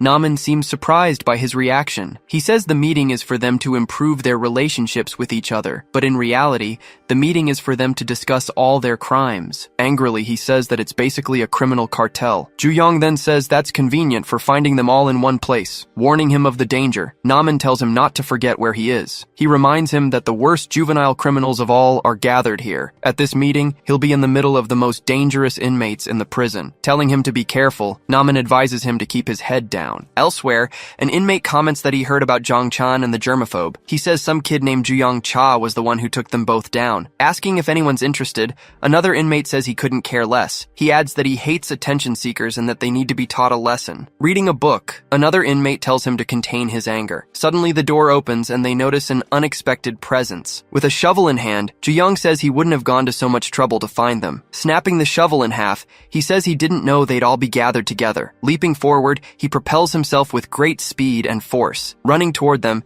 he charges at the group of inmates. Suddenly, all the room leaders appear gathered in the same place. Among them are some of the most feared faces in the entire prison. One of them then asks if the Sky Dragon really wants to nurture new seeds. With the shovel in hand, Juyong says he'll make sure of one thing. He then adds that he's going to crush them all until nothing is left. Working in the yard, a guard shouts that the pipes need to be fixed. Calling out to Guillaume, an inmate says their boss is going somewhere. He explains that Juyong is going to the Gathering of Kings and asks for a word of support. Confused, Guillaume asks what exactly this Gathering of Kings is. One of the inmates then offers to explain the situation better. He says it's an event approved by the director for the leaders to socialize. The inmate warns that they're more like huge, dangerous criminal organizations. Awkwardly, Guillaume wishes him good luck, but Naman asks for more enthusiasm. Holding the shovel, he reminds him that those people are wild and dangerous. With a serious look, he advises him not to do anything stupid there. Facing the other leaders, one of them asks about the new dragon seeds. He then says he's going to make sure to do something very important. With a determined look, he says he'll crush them all without mercy. In the middle of the group, he's threatening one of the leaders present. The other inmates just watch the scene, unsure of what to do. With the shovel in hand, he dares them all to come at him. In silence, the leader just watches Juyong approach with the shovel. With a smile, he says he refuses the challenge, leaving Juyong surprised. Completely shocked, he asks what the man just said. He then explains that leaders can use violence to maintain order, but he warns that Juyong Ju-young forgot a crucial detail about the rules here. He says that the leaders he defeated had good reasons to fight, known as justification. That was what allowed the fights between them. Asking if he understands, the man stares at Ju-young with a serious look. He then says there's no justification for a fight with no gain. Warning him of the consequences, he says this will disturb the order. If that happens, the other leaders will surely end his life right there. With a smile, he asks if Ju-young still plans to attack him with that thing. Surrounded by the others, he faces the group of inmates in front of him. Ju-young then realizes he'll be attacked if he doesn't have a good reason. With a smile, he says this is exactly what he had imagined. He reflects that if he becomes an enemy to everyone, he'll never get out of here. Even though it was reckless, he wanted to confirm his suspicions about that leader. Stepping to the side, the man approaches him with a smile. He asks if Ju-young is done with his little act, since he knew he wouldn't be attacked. From his actions, he deduces that Ju-young holds a great grudge against the gang. With a smile, he says he thinks Ju-young is a fool for his actions. He adds that Ju-young needs to learn his place here. Meanwhile, in an empty room, the leaders prepare for the meeting. One of them then announces that the scheduled meeting will finally begin. All the room leaders gather for the Gathering of Kings. Starting the meeting, he says that some members couldn't attend today. He then names Seongho, Jungchan, and Gaeon, all leaders of their rooms. The others comment that the three didn't come because of their injuries. With his hands clasped, one of the leaders laments the absence of the three. He then thinks of the name Ju-young Cha, the one responsible for all this. He then announces that the cause of their absence is present here. As the new leader of room 36, Ju-young enters the room and faces them. The other leaders comment that they've heard a lot about him, but didn't know him. With a serious expression, Ju-young just listens to the other inmates' whispers. Observing the room, he notices there are 15 leaders there, but no tattoos. He then realizes there's a single exception among everyone present. Calling out to Ju-young, one of the leaders asks if he has anything to say. With a thoughtful expression, Ju-young seems to reflect on what he's going to say. He then says it's not like he's become the president of the place. With a smile, he just says it's a pleasure to meet everyone. Angry at his attitude, one of the leaders crushes his own cup in his hand. Continuing the meeting, the man with glasses talks about the sources of profit. He explains that the shops, managed by them, are the main source. A portion of all the profit generated by each shop must be paid to the director. However, he reveals that one of the shops didn't make its quarterly payment. He then reveals it was the betting circle, managed by Do Hwan. Do Hwan says there must have been a mistake and that he'll sort it out. He guarantees the money will be delivered by the end of the day. Privately, one of the leaders comments that he's heard some interesting rumors about Do Hwan. He says the betting games don't seem to be based on trust. Apparently, some people think they're being tricked and robbed by him. The other leaders watch the argument between the two unfold at the meeting. With a smile, Do Hwan says he knows what would happen if he did that. He then dares anyone to prove his betting circle is fraudulent. Ju-young just watches the whole scene with a serious, calculating expression. Do Hwan completes the challenge, saying they can even take his life if they prove it. The meeting continues, with the next topic being the distribution of cigarettes in Building 2. Elsewhere, a man begs for the torture to stop. Tied up, he screams that it's enough, begging them to stop everything. He pleads, saying he can't take it anymore. Being tortured, he lets out a scream of pain that echoes throughout the warehouse. Playing cards, an inmate celebrates winning the round with a bad hand. In a workshop, several inmates are gathered in a betting circle. Introduced as Yoonho Ji, one of the dealers asks if it's his first time. He explains that the games here are simpler than the ones outside. As a beginner, he recommends the dice game since it's the simplest. With a smile, he tells Ju-young to trust him, that it'll be a lot of fun. Ju-young just stares at him, with a serious and thoughtful expression about the invitation. He then decides to play a round, sitting down across from the dealer. With a smile, he thinks there's no reason to drag this out any longer. He reflects that without justification, he can't attack the group's leader. Looking at the dealer, he realizes he can use the situation to his advantage. Remembering the rule, he can turn the leader's own declaration against him. Do Hwan's promise that they could kill him if they proved the fraud comes to mind. Ju-young stares at Do Hwan, who is at a table a little further away. He then thinks he can strike a blow right to the man's heart. With one strike, he smashes the dice on the floor, revealing the sham. Startled, the other inmates ask what just happened. Ju-young then asks if they have a magnet inside the betting dice. Broken in half, the die reveals the mechanism they used to cheat. With a smile, he says they seem to be a bunch of scammers. Aimed at reforming young people, the prison was supposed to be a serious place. But on the surface at least, reality was far different from what it seemed. The detention center had become a den of illegal activities and corruption. Now, various sources of profit are managed by the room leaders known as the shops. A cut of all the profits they generate is given to the warden. In exchange, the leaders receive perks an ordinary inmate couldn't even dream of. A full-fledged criminal cartel was thriving inside that juvenile detention center. Who could have imagined something like this was happening right inside? The gambling ring was one of the most profitable shops in the entire center. One of the inmates grumbles that he gets the game now, but he's spent everything. Desperate, he says he knows he can win, and that he just needs one more round. On his knees, he's told there's a way to keep playing if he wants to. He then explains he can lend him the money for one more round. With a smile, he says he just needs some collateral. He adds that there are always new inmates to join the game. Angrily, the inmate says he should have told him about the collateral beforehand. Suddenly, Yoonho asks what just happened in the dice game. Ju-young then asks if they're using a magnet hidden inside the die. Showing the broken die, the gambling ring scam is exposed. With a smirk, he says they're nothing but a bunch of scammers. Whispering, the other inmates start to wonder what's going on. With a nervous smile, Yoonho tries to deny Ju-young's accusations. Telling him not to lie, Ju-young shows the magnet that was inside the die. The other inmates begin to wonder if the gambling ring really is a sham. Holding the magnet, he asks if he's wrong about the game being rigged. He then explains that the magnet is used to control the die's outcome. With a smile, Yoonho says he's actually mistaken about that. He tries to explain that it's just a weight to balance the die. Showing a magnet, he proposes a quick experiment to prove he's right. He then asks Ju-young to bring the metal piece closer to the magnet he's holding. He then explains that if it were a magnet, it wouldn't have fallen to the floor. Celebrating, Yoonho shows that other metals stick to the magnet he's holding. The other inmates comment that the guy didn't even know what he was talking about. They then get ready to start the dice game again with Ju-young. Watching from a distance, Do-won seems very attentive to the whole situation. With a serious look, he analyzes Ju-young's every move in the dice game. Impressed, Yoonho comments that his roll was very fast and accurate. He then asks if Ju-young has already lost all the money he had. Confused, he wonders why he lost, since he had a chance to win. Looking at the dice, he thinks maybe it was just bad luck. Yoonho asks if he has any more money to keep betting in the game. Searching his pocket, he finds a piece of paper and throws it on the ground, frustrated. Suddenly, one of the inmates yells that the gambling game is a sham. He then yells that they've all been tricked by them this whole time. With a wooden stick, he charges forward, yelling that he's no fool. Do-won then approaches the man who's causing all the commotion.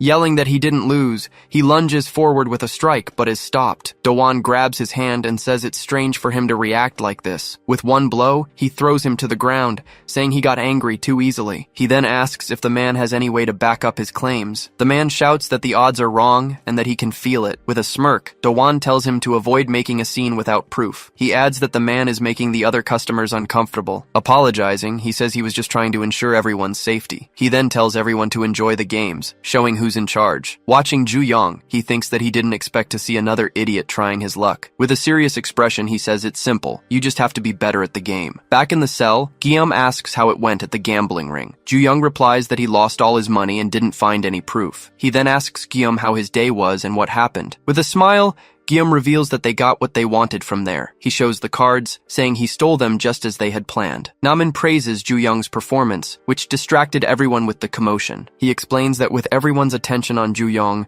it was easy to grab the cards. While everyone was watching, he took advantage of the distraction for the planned theft. Asking what they think, Namin brags to everyone about his brilliant plan. Ju-young then says that if the games are rigged, there must be something in the cards. With a serious expression, he confirms that he's sure something is wrong. He believes there has to be something hidden in those playing cards. In a flashback, the inmate begs for his life, screaming that he doesn't want to. Tied up, he apologizes and swears he'll never do it again. As he's being tortured, he begs them to stop, but the man doesn't listen. Do-won then asks if he thinks his gambling ring is fraudulent. He says he hates liars who spread false rumors about others. Desperate, the man begs him to wait and not do anything rash. He then says he doesn't know what to do with guys like him. Taking a step forward, Do-won approaches Yoonho, who is watching him. Apologizing, Yoonho tries to explain himself, but Do-won asks about what. Trembling, he says it was Ju-young's fault for causing the commotion. Do-won tells him not to worry, as none of it was his fault. With a serious gaze,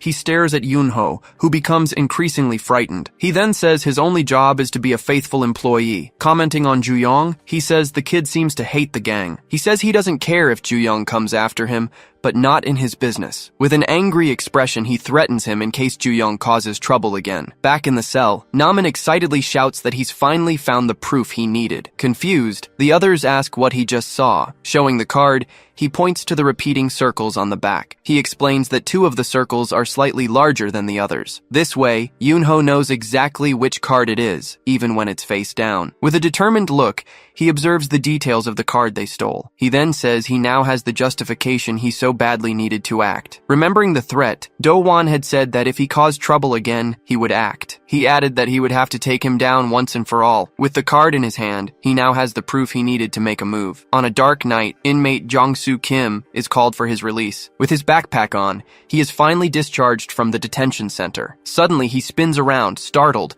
when someone calls his name. A strange man congratulates him, saying he's a free man now. Offering him some tofu, he asks if the young man had fun inside. He then adds on, talking about the fun he had in the gambling ring. Shoving the tofu into his mouth, the man says he knows exactly what he did. He reminds him there's a way to keep playing, even without money. You just have to put something up as collateral for another round of betting. Showing him a contract, he says it lists everything he put up as collateral. With a smile, he reveals that the young man gave up all his organs. Reading the details, he says the most important thing is his blood type. Excited, he says the young man's type O blood is exactly what they were looking for. Begging them to wait, he tries to break free, but it's too late for him. With his mouth covered, he's thrown forcefully into a van. In the visitation room, Do-won talks to a man about his illegal business. He says the parts are always fresh because they come from young people. Showing off a new tooth, he thanks Do-won for his help with everything. Do-won is introduced as a middleman in the prison's organ trafficking ring. With a serious look, the man asks how long he plans to keep this up. He warns him that eventually, Do-won will end up taking all the blame. With a smirk, he asks what would happen if everyone found out the truth. Do-won then says that in this world, you can do anything with money. Back in his cell, Ju-young thinks that their scheme was to mark the cards. He realizes the difference is so subtle, it's almost impossible to see. Boasting,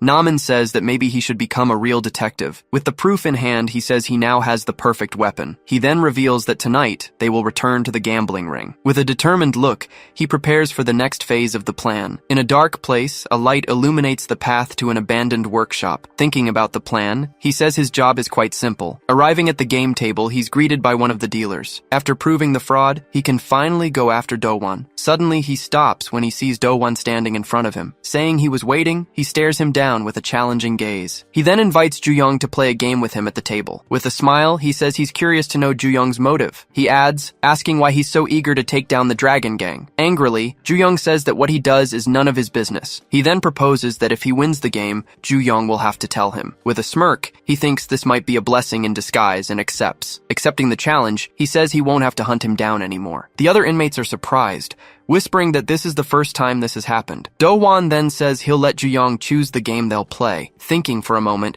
he says that since he's played with dice, he wants to use cards. He then proposes a matching game, which is very simple to play. The rule is to flip a card and then find another one with the same number. If he gets a match, he can keep playing until he flips a wrong card. If he misses, the turn passes to his opponent to try and match the cards. The goal of the game is to remember where each card is after it's been flipped. With a smile, he says there's no way he can lose, now that he knows the secret. He thinks that if he didn't know the trick, his defeat would be guaranteed. Meanwhile, the other inmates gather to see what's happening. The others comment that they've never heard of Ju-young, the new challenger. On the security cameras, Guillaume and the others watch the whole scene unfold. Suddenly, Ju-young notices something very strange about the deck on the table. Looking closely, he sees that none of the cards are marked like before. Namin grumbles, wondering if it's because the circles are too small to see. Guillaume then realizes that's not it. They've removed all the marked cards. Ju-young faces Do-won, who now seems to have complete control of the situation. With a smirk, Do-won watches him with an expression of superiority and contempt. He then asks if Ju-young likes the patterns on the cards. In a mocking tone, he says he only uses decks of the highest quality. He also comments that he has other games perfect for beginners like Ju-young. Startled,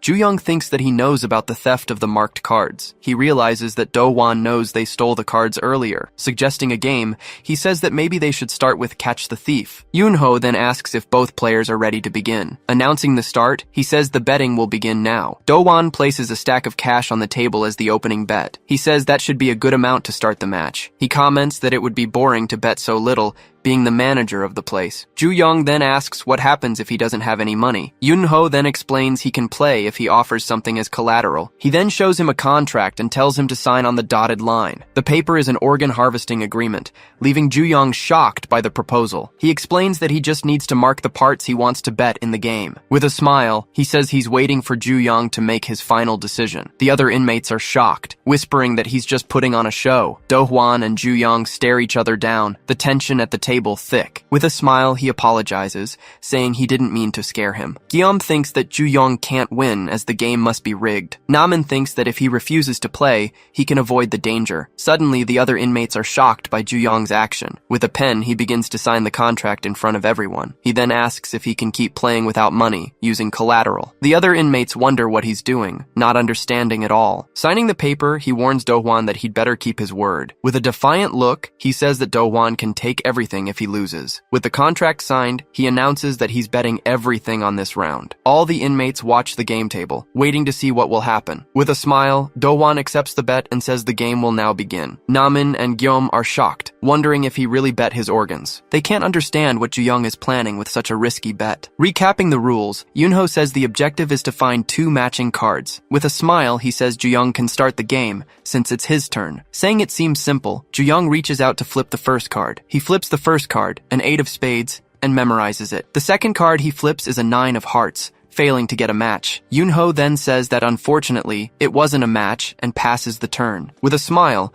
Do-hwan flips the first card, a 9 of clubs. He then says he remembers exactly where the other card is. With a quick move, he flips the other card and gets a pair. The other inmates comment that he got lucky right at the start of the game. With a serious expression, he thinks that luck is all you need. He says it's his turn, but Ju-young says that's not quite right. He reveals that he has already memorized the position of all the cards on the table. With all the cards turned over, he shows that he knows where each one is. Do-hwan thinks this is the perfect method, as there's no way to prove it. He reveals that he conspired with Yun-ho to know the position of each card. As he takes everything from Ju-young, he watches him with no expression on his face. With a look of contempt, he thinks the situation is pathetic. In a flashback, Do-hwan's father asks why he loves him so much. With a smile, Do-hwan replies that the answer to that is pretty obvious. He then says he loves him because his father makes a lot of money. Laughing, the father says that he'll have to work much harder for his son then. He says he'll work hard to make a lot of money for his son. Looking at his father, he used to think he was the strongest man in the world. At least,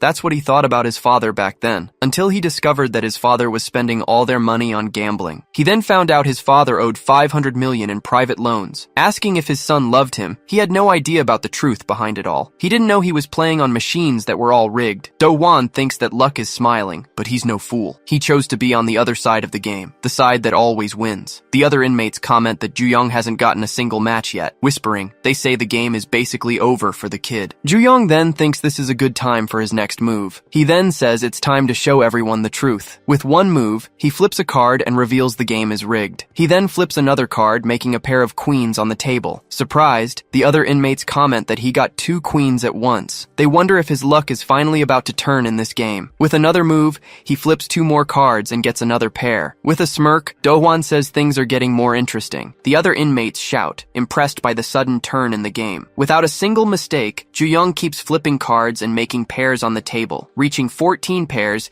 he doesn't stop hitting the matches. They then realize he's about to take all the cards. Shocked, Do-hwan thinks that this can't possibly be happening. He remembers that only he and Yun-ho knew the positions of the cards. Only the 2 of them knew the exact order of every card in that deck. With a smile, Yun-ho just stares at him, a very strange look on his face. Announcing the end of the day, he tells everyone to leave and ends the game. While cleaning up, he finds a crumpled piece of paper on the warehouse floor. Holding the paper, he realizes there's more to it than meets the eye. He then remembers that Ju-young threw it on the floor during the match earlier. Uncrumpling the paper, he sees that there's something written inside. It's a note. Ju-young called him for a meeting behind the bathroom. Arriving at the location, he asks why Ju-young wanted to talk to him. With a serious expression, Ju-young says he knows what's going on. He then reveals that the game's cards are all rigged and marked. Trying to play it off, Yun-ho says he doesn't know what he's talking about. Ju-young then says they've already swapped the rigged cards for a normal deck. Ju-young explains that's why he gave him the note earlier. Getting straight to the point, he faces Yun-ho with a new proposal. With a determined look, he offers to save him from this situation. He says he heard that Yun-ho is working to pay off a debt to Do-hwan. Shocked, Yoonho hears him reveal that he knows about the organ collateral. Ju-young then promises he'll take care of the debt if he helps him. Scared, Yoonho says that if anything goes wrong, Do-won will kill him. He then asks if Yoonho is sure he'll be able to pay it all back. He reminds him that he only has one more week before he's released. Ju-young asks if he wants his organs harvested as soon as he gets out. He then says what he needs to do is easier than rolling dice. With a smile, he says that today seems to be his lucky day. Staring at the cards on the table, Do-won can't believe what he's seeing. With a serious expression, he says he might just have a very good memory. He reveals that he memorized the deck after Yoonho handed it to him. The other inmates whisper, wondering if Yoonho helped him cheat. Yoonho then confirms that Ju-young is right about what he said. He reveals that all the games in the betting circle were rigged. With this revelation, all the other inmates start whispering among themselves. He even says he can detail the exact method used in every game. Outraged, the other inmates demand their money back and move in on him. Angry, Do-won asks if they think his circle is fraudulent. With a smile, he says of course not, denying all the accusations. He then says he won't tolerate these lies and lunges forward to attack. With one blow, he strikes the table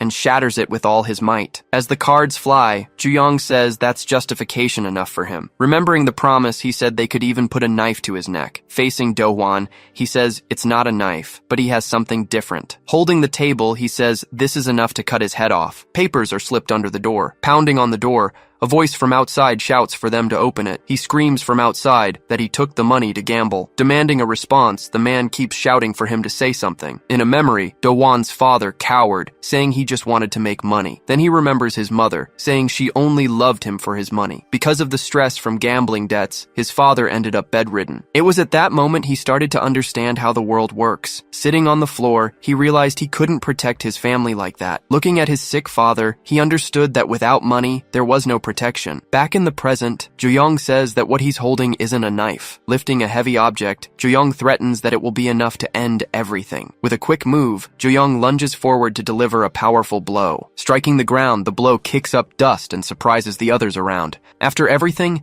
Ju-young just stares at the situation with a thoughtful look. Looking at the damage on the floor, Ju-young says the target must have escaped. Revealing his presence, Do-won lands a direct hit, saying, of course not. Thrown back, Ju-young crashes through the wall from the force of the blow. Do-won confronts Yoonho, accusing him of betrayal. Grabbing Yoonho by the neck, he screams that he'll pay for this. Trying to explain, Yoonho talks about evidence, but is cut off with a question. Meanwhile, another man is shown secretly taking the evidence. Startled, Yoonho recognizes the man who took the evidence as the other negotiator. Realizing it's a setup, he sees the negotiator running away with all the evidence. Unable to react, Yoonho understands he's been completely tricked by them. Slamming his fist on the table, Do-hwan shouts that he's the one who should be angry. He then accuses him of tarnishing the shop's reputation by siding with a stranger. Just then, Ju-young appears, as Do-hwan wonders if he offered to pay off the debt. Grabbing Yoonho, he says that nothing motivates people more than one thing. He throws Yoonho towards Ju-young and says, money. From the impact,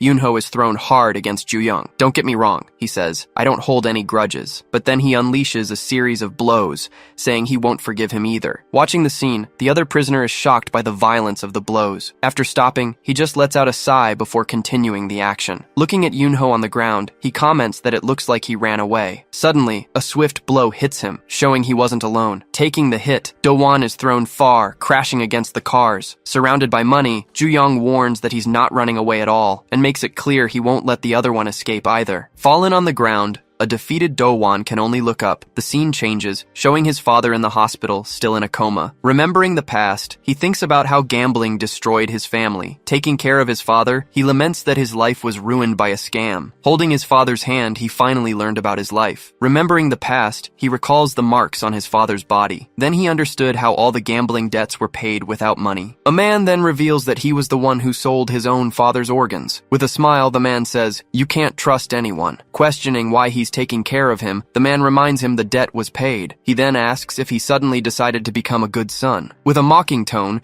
he asks if being a good son offers any payoff. Just then, a life insurance policy is shown on the bed. The memory ends with the idea that you can sell your own family. Back in the prison, Do-won tells him not to worry about anything, but he warns that he wouldn't even dream of escaping from that place. Clenching his fist, he adds that all his money was still there. Ju-young then asks why he's so obsessed with money. Without answering, Ju-young unleashes a series series of blows. Landing squarely, the punches cause massive damage to Do-won's face. With a final blow, the impact seems to break his opponent's bone. Pressing against him, Do-won asks what's going to happen next. Grabbing Do-won, Ju-young finishes his thought. So what if you don't know how to fight? Seeing the scene, one of the onlookers shouts the name of the man who is falling. Taking advantage of the movement, Do-won manages to land a direct hit on his opponent. Feeling the impact, Ju-young is thrown backward by the blow he took. Preparing himself, the other fighter rushes forward to deliver a decisive blow. With a swift move, he hits his opponent with a powerful strike. As blood drips, he says that idiots end up on his payroll. With a victorious look, Ju-young asks who really cares in the end. Defeated, Ju-young lies on top of a car, completely motionless. Seeing the scene, the others wonder why he said that when he's so strong. At this, Yoonho worries, imagining what will happen if he loses. Turning to the crowd, Do-won apologizes for the commotion that just happened. Wiping his face, Do-won assures them that the gambling house is still running perfectly. Saying he should have thought it through,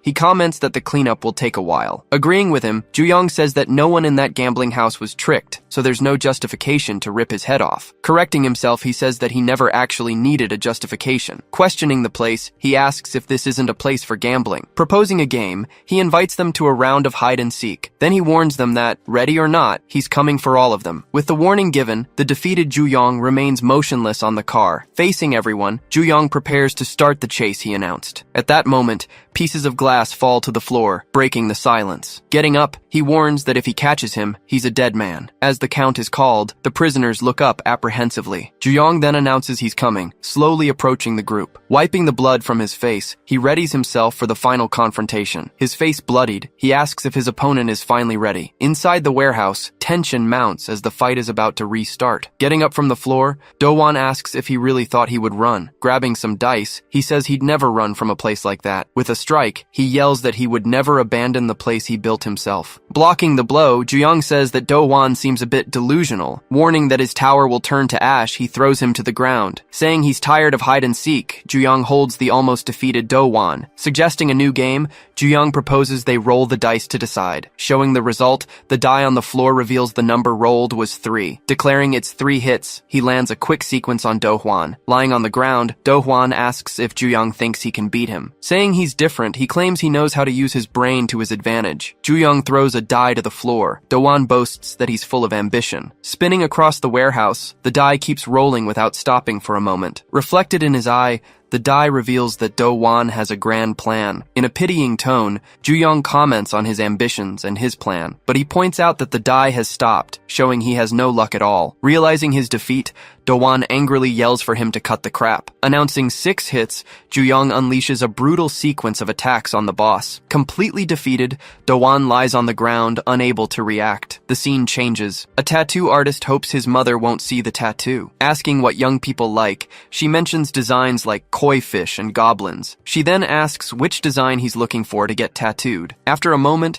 he prepares to give his final answer. Looking at her, Do-won says he wants the dragon tattooed on his chest. Noticing him looking at the tattoo, she says she already knows everything. Revealing her identity, Do-won states that she's the recruiter for the Dragon Gang. With a briefcase of money, Do-won says his greatest desire is to join. Explaining his plan, Do-won says that with support, he can set everything in motion. Do-won then finishes, guaranteeing he can make an astronomical amount of money. Finding the proposal tempting, she says she prefers men who risk their lives. Taking the object from her hand, he replies that he's fine with that. Looking into her eyes, Do-won says he risks many things for money. Pointing the object at his neck, he says his life is one of them. Grabbing his hand, she finally says he's been accepted into the gang. She then asks what he would like to receive from the Celestial Dragon now. With a determined look, he says that first of all, he needs to be sent somewhere. Completing his request, he reveals that he wants to go to the Juvenile Detention Center. Back in the prison, one of the inmates yells for everyone to get out of the way. Getting up, Do-won yells again for everyone to get out of his way. Yelling for everyone to get lost, he thinks that he needs to retreat for now. Believing the evidence was destroyed, he remembers the other dealer. Just then, Guillaume stops in front of him, telling him to take it. Revealing the bag, he says he can have his evidence back. With a solid blow, he sends Do-won flying with great force. Seeing the dice and cards, the prisoners comment that it's just gambling supplies. But he tells everyone to look closer, to pay more attention to the items. Guillaume then reveals he got the bag from the dealer who tried to run away earlier. Showing the contents, he claims that it proves everyone was cheated. Saying it's over for him, one of the prisoners remarks that he was useful. Realizing the scam, the crowd starts demanding all their money back. back. Grabbing the money, Do-won screams that no one will take what's his. On the ground, he keeps screaming that nobody will take his money away. Trying to reach the bills, Do-won insists that he was the one who earned that money. Coming closer, Ju-young pours a liquid on him, saying it's not over yet. Tossing a heavy object on the ground, he prepares for the final play. Soaked, Ju-young says there's still one last game for them to play. With an object in his hands, he readies himself for the final challenge. Holding two objects, he suggests a game of surviving electric shocks. Announcing that Do-won goes first, he watches the man complain about the money. Yelling for him to stop, Do-won threatens to end his life. Ju-young simply replies that he had already warned him what would happen. With the device activated, Ju-young repeats that he will turn it all to ash. After a crackle, the spectators look on in horror at the scene. Looking down, he seems a little surprised by what just happened. On the ground, the boss seems to have passed out from the shock he took. Seeing the man on the floor, he asks if he already passed out from just that. Whispering, the crowd comments that the gambling house boss has been destroyed. At that moment, a man shouts for everyone to grab the scattered money. Smiling, a man reveals he already knew the whole thing was a scam. Apologizing, he says the boss won't be managing this place anymore. 1 year and 2 months later, inmate Do-hwan is called for his release. As he's being discharged, he reflects that his plans in detention ended up being a failure. But he learned from the situation and managed to plan something much better. While thinking about how to start over, a familiar voice calls his name. Waving from a distance, a man celebrates, saying he finally got out. Offering a gift, he says he brought tofu and that it's the best. Apologizing, he says he couldn't provide the goods and asks for some time. Agreeing to the request, the man says sure, but first there's something to discuss. He then reminds him of the borrowed money, but Do-won says he has nothing. Saying it's okay, he smiles and says they are both specialists. Showing him a van, he claims there's always another way for everything. Inside the vehicle, a man is revealed lying on a stretcher with equipment. Calculating the debt, he says he's going to add the highest interest rate. Revealing the total, he says the debt comes to over $1 billion. Shoving him inside, the man warns that they're on a tight schedule. The van speeds off as the clients couldn't be kept waiting. Recounting what happened, he says that's how they got Do-won. Discussing the plan, one says he found the guards, and the other found the evidence. Peeking through the door, he confirms that another one of the targets has been defeated. He then remembers that he had already defeated 3 members of the Dragon Gang. Thinking about the next step, he prepares for what's to come. Back in the cell, Ju-young looks confused by something he sees ahead. Just then, a man appears at the door, and the others ask what he's doing there. Recognizing the newcomer, he seems to remember something important about him. Showing a photo, the man asks if that's the girl who was run over. With a quick blow, Ju-young lunges at the man, saying it's a shame. The blow lands squarely, sending the stranger flying to the other side of the cell. Asking for a pillow, Ju-young leaves his cellmate completely confused. Holding the man down, he says he doesn't want anyone in the hallway hearing the screams. Starting the count, he screams the number 1 out loud. Lying on the floor,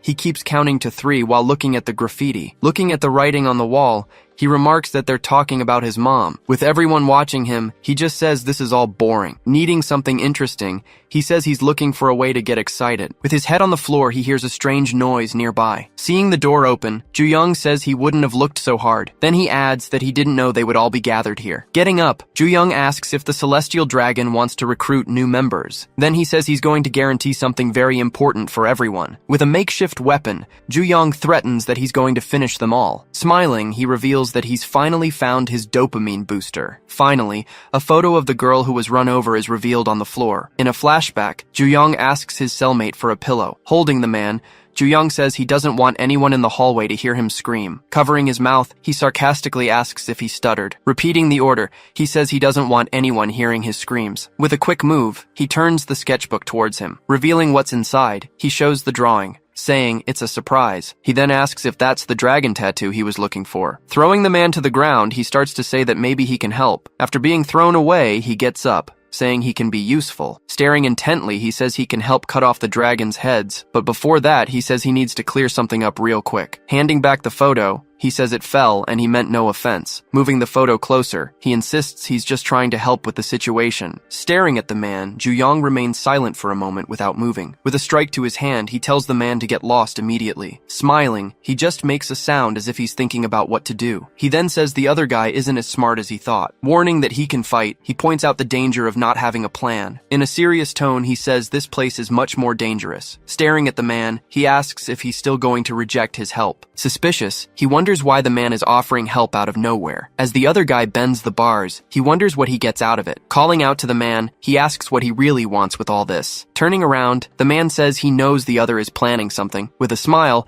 he reveals that what he wants is a dopamine rush. The next day, the inmates gather in the detention center's auditorium. Celebrating, the prisoners can hardly believe what's happening inside. One of them comments that the place usually stinks of sweat, but it has changed. With the arrival of a choir, the atmosphere seems to have completely transformed. Impressed, the inmates even feel holier with the choir's performance. Commenting on the volunteers, one of the inmates says he loves big cathedrals. Correcting his cellmate, he says it's actually the Virgin Mary. Watching the stage, he focuses his gaze on the name of the volunteers' cathedral. In a memory from the past, a church's stained glass window is shown with a warning. Inside the church, a girl walks alone as the same phrase is repeated. The details of the stained glass window are shown, revealing the image of a saint praying. Arriving by surprise, a girl opens the door and startles the young man there. Identified as his friend, she says with a smile that she's finally found him. She then finds him sleeping, saying she knew he'd be hiding there. Waking up, he complains about the cold, but she says she warned him about it. With a smile, he says that even though it's cold, it's better here than at home. Hearing his answer, she falls silent with a slightly sad expression. Just then, the door opens, and he asks if she brought someone else. Startled by the noise, she begins to wonder what's happening. At the door, another girl asks for her, saying they're looking for her. Worried, she says that if she gets caught,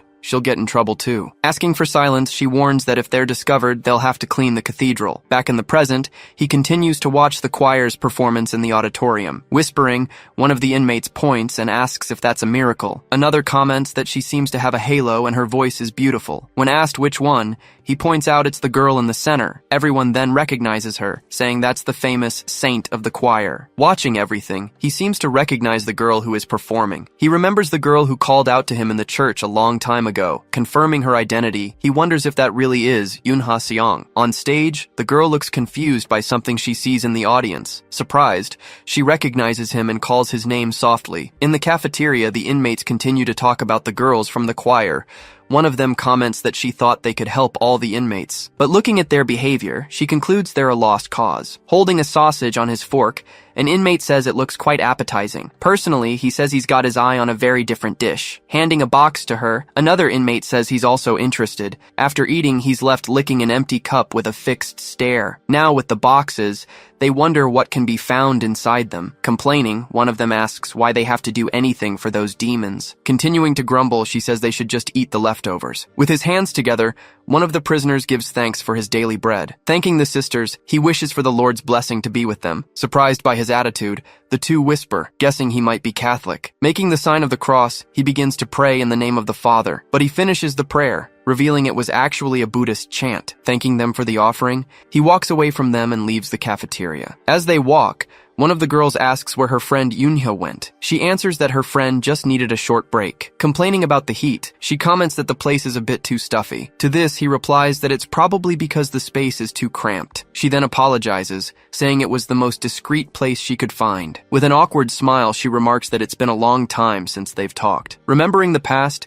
he recalls when the three of them always used to hang out together. He then says her name, standing silently beside her for a moment. When she starts to talk about Yunha, he cuts her off mid-sentence. Saying he understands, he recalls how the two of them used to be inseparable. After that, his gaze changes, focusing on her more intensely before he speaks. Apologizing, she then says that he must have felt lonely. Flashing back to the past, some students are whispering about a girl in the school hallway. Walking down the hall, the girl, named Yunha, catches everyone's eye. Sitting at his desk, he wonders who she came to see on their floor. Stopping in front of him, she calls his name and asks why Juyong didn't answer. He apologizes, but she presses on, asking if he even read the messages. Explaining the situation, she says she won a bunch of gift coupons and can't use them all. When she asks for his help, he tells her he already has plans to go out with Daeon. Hurrying away, Juyong says goodbye and tells her maybe he can help next time. After he leaves, the expression on her face suddenly changes completely. Back in the present, she apologizes, saying she knows it was very hard, since he must have felt so alone. Pulling back a little, he asks what's wrong, a faint smile on his face. Saying she understands him him, she talks about what it's like to feel alone in the world. Holding his hands,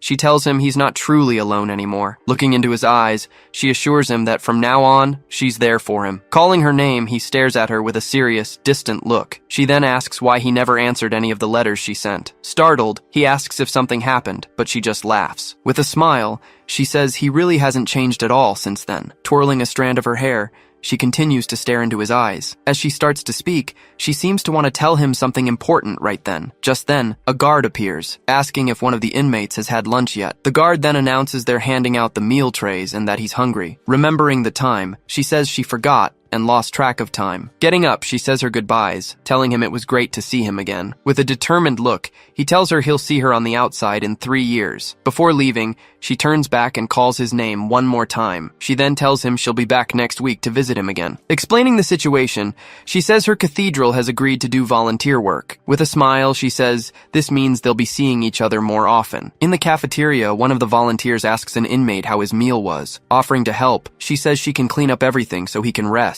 The inmates stop her, saying she's a saint and that they'll clean up. The other volunteers also approach, asking to receive her blessing. Watching the scene, a colleague comments that she really likes to be the center of attention. She adds that she didn't think the other girl would flirt with criminals like that. Whispering, one of them says that a certain rumor about her might actually be true. Overhearing the conversation, he hears them say she frequents some suspicious places. One of the guards, watching the scene, says she seems to have a lot of faith. He then adds, faith in her skills, if you know what I mean. Elsewhere, the Mother Superior prays, saying the world saddens her. One of the inmates, bored, asks when he'll finally be free from this life. Quoting the Bible, the Mother Superior says the truth will set them all free. She continues, saying that through faith, everyone can achieve freedom from sin. Looking at the inmates, she announces that today they will all be set free. On stage, the Mother Superior invites everyone to dance to the sacred rhythm of the music. To the sound of the beat, one of the volunteers starts to move on stage. Following the rhythm, she keeps dancing, drawing everyone into the performance. With great energy, the volunteers dance while the inmates shout and cheer. Everyone then chants her name, saying the saint is dancing for them. Watching the scene, one of the inmates comments that the girls are very beautiful. Two of them then whisper, planning to sneak into the volunteer's dressing room. Looking at his friend, he tells him to just trust him and follow the plan. After the performance, the Mother Superior thanks and congratulates them all on a job well done. One of them comments that the screaming made her deaf and the Mother Superior calls for them. In the hallway,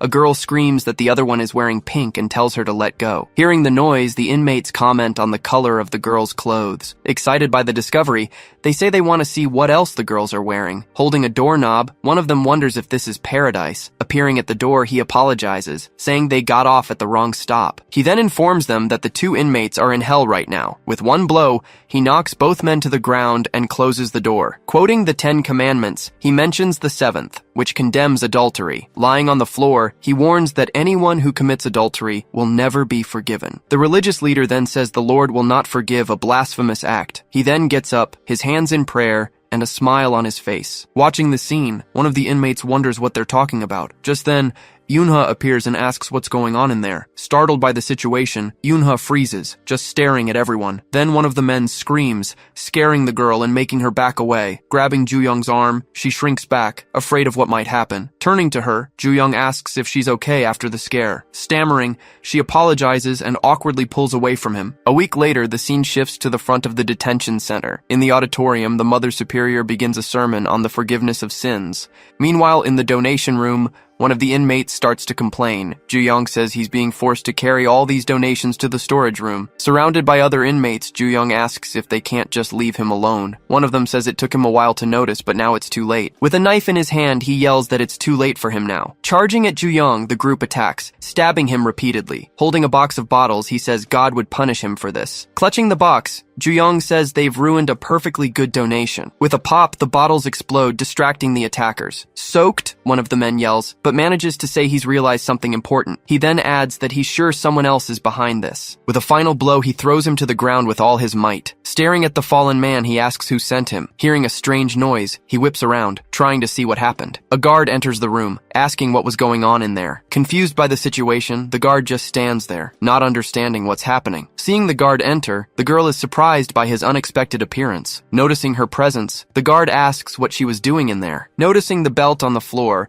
he asks if they tried to harm her. Pointing directly at the young man, she starts to stammer, trying to say something. Sitting on the floor, she accuses him, saying he's the one to blame for everything. In a text exchange, a man arranges to meet a girl. With a smile on his face, he looks at his phone after setting up the date. In the room, the girl asks if he promised to keep his end of the deal. Yoonha then confirms the amount, saying it's 500,000 in cash. He replies, "Of course," assuring her he's a rich man and can afford it. Complimenting the girl, he says she's even more beautiful in person. Inviting her to sit, he says he can explain everything in more detail. The bedroom door opens, revealing a new person entering the room. Startled, the man asks who it is, and the newcomer introduces himself as a pastor. Pointing at the man, he accuses him of having an affair with a minor. The man gets angry, asking if he's trying to blackmail him. As he makes a threat, Joseph lunges forward with a punch straight to his face. With a series of blows, he warns him to be careful about what he does. With a bag in her hands, Yuna warns that the whole world will know the truth. She finishes by saying the world will know what a cult pastor does. Elsewhere,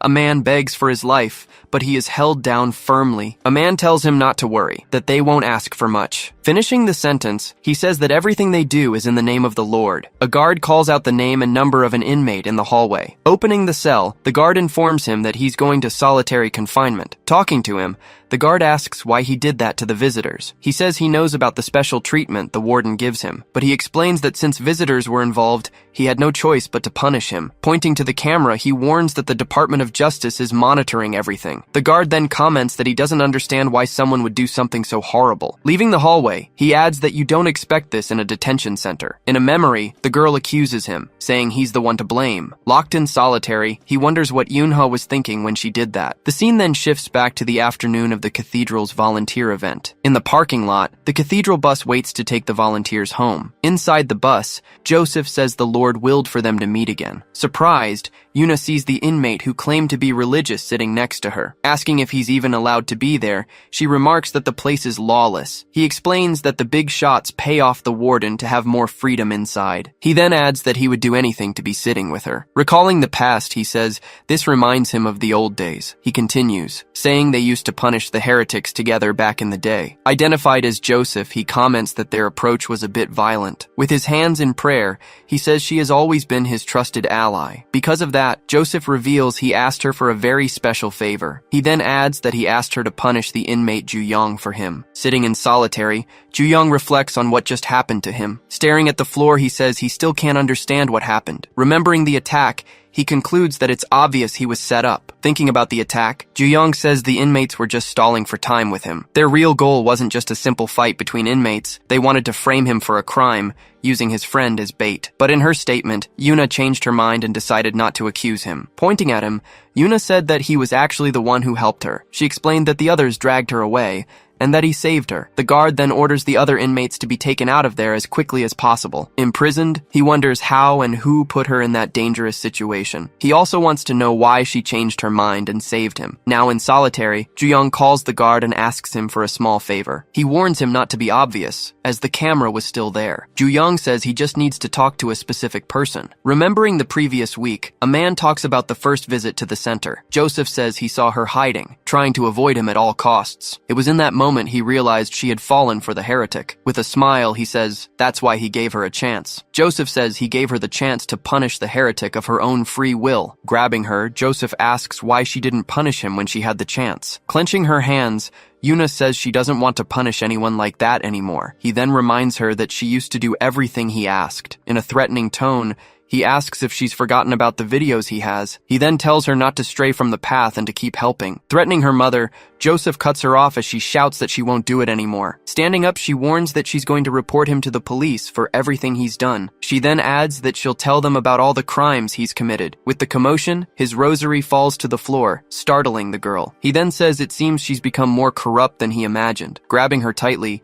he declares that she is now a heretic just like the others. But he tells her not to worry, with a terrifying look on his face. With a smile, he says he's going to cleanse her of all her sins. Screaming in terror, she tries to pull away, but he tells her to go ahead and scream. He warns that with the choir and the bus outside, no one will hear her. With a smile, he says it's just the two of them alone on the bus. Just then, the bus door opens, revealing someone's arrival. Surprised by the appearance, he turns to see who just got on. Walking up the steps, a mysterious silhouette slowly approaches the two of them. Frightened, she shrinks back, not understanding what's happening. Standing in the aisle, Ju-young, who was in solitary, stares down Joseph. Puzzled, Joseph asks how he managed to get out of solitary so quickly. He then adds, questioning how he managed to escape and get here. Asking for a moment, Ju-young turns to the girl with a strange look. He then says he needs to take care of something before handling the situation. Pressing a button, he tells the guy to go ahead with his plan. With a loud noise, the bus door slams shut, trapping everyone inside. Staring at Joseph, Ju-young reveals he plans to do the exact same thing. Calling the guard, Ju-young asks for a quick favor, emphasizing its importance. He explains that he can't be obvious about it since the cameras are rolling. With a serious look,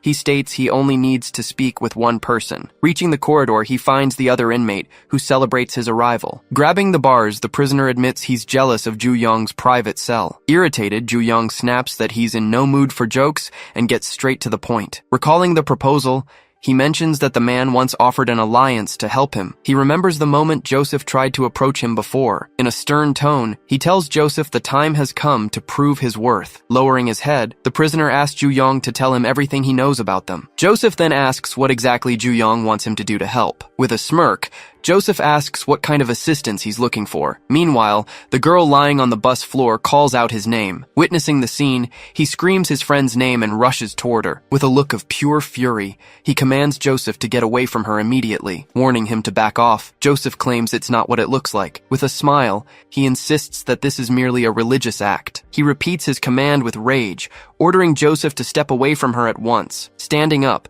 Joseph insists it's a religious ritual and prepares himself. With firm steps, he slowly advances toward the Ju-young, who dared to challenge him. He says it's a difficult concept for a heretic like him to grasp. With a leap, Ju-young lunges forward to land a blow against his opponent. The hit connects squarely, sending Joseph flying back with immense force. Feeling the impact, Joseph screams at him to stop this nonsense. Looking at the girl, Ju-young declares that what Joseph did to her is a crime. Delivering a series of strikes, he shouts that it's a crime and the punishment must be death. But Joseph stands back up, appearing as if he hadn't felt the blows at all. Praising the hits, he remarks that Ju-young certainly knows how to throw a punch. He then asks who taught him to fight in such a unique style. With a quick strike, Ju-young replies that it's none of his business. He then states that he didn't learn to fight from any ordinary human. The only thing Joseph has, according to him, is a body blessed by God. Worried, the girl screams his name, terrified of what might happen next. With a powerful strike, Joseph boasts about his blessed body. Terrified, the girl covers her mouth, unable to believe what she's seeing. Slumped in the hallway, Joseph claims he is the Lord's messenger on this earth. Completing his thought, he says his mission is to punish all heretics. Turning to the girl, he asks if she doesn't agree with him. With a smile, he calls her sister and waits for her response. Shifting to a memory, a banner for a summer camp is shown. Chatting in a group, a girl explains that she doesn't live with her mother. With her hands in prayer, she says she wishes she could live with her one day. She finishes her prayer, closing her eyes and whispering, "Amen." Commenting on the debt, a woman praises the girl's mother for paying everything off alone. Thanking them for the support, the girl says goodbye to the people who promised to pray for her. As she walks away, she is watched by a man who was at the same camp. With his eyes closed, Joseph finishes his own prayer, whispering, "Amen." In an empty corridor, the scene sets the stage for an unexpected encounter between the two. Walking down the hall, she is called by Joseph, who had been watching her from a distance. Introducing himself, he says he was at the same Bible camp. With his hands in prayer, he says he heard her story and was deeply moved. Recalling their conversation, he mentions her father's debt and her mother's hard work. Offering help, he suggests he might be able to take care of that problem for her. He then reveals a way to clear the entire debt quickly. Showing her some photos, he explains that her mission would be to punish heretics. Placing a hand on her shoulder, he begins to tell her that he thinks she is perfect for the job. On the floor, a Bible with a strange symbol is shown. Grabbing Joseph's wrist, Ju-young accuses him of being an evil heretic. Lifting Ju-young by the ankle, Joseph accuses him of seducing Sister Yuna. Holding him upside down, Joseph warns that he will now punish him for good. With a sudden strike,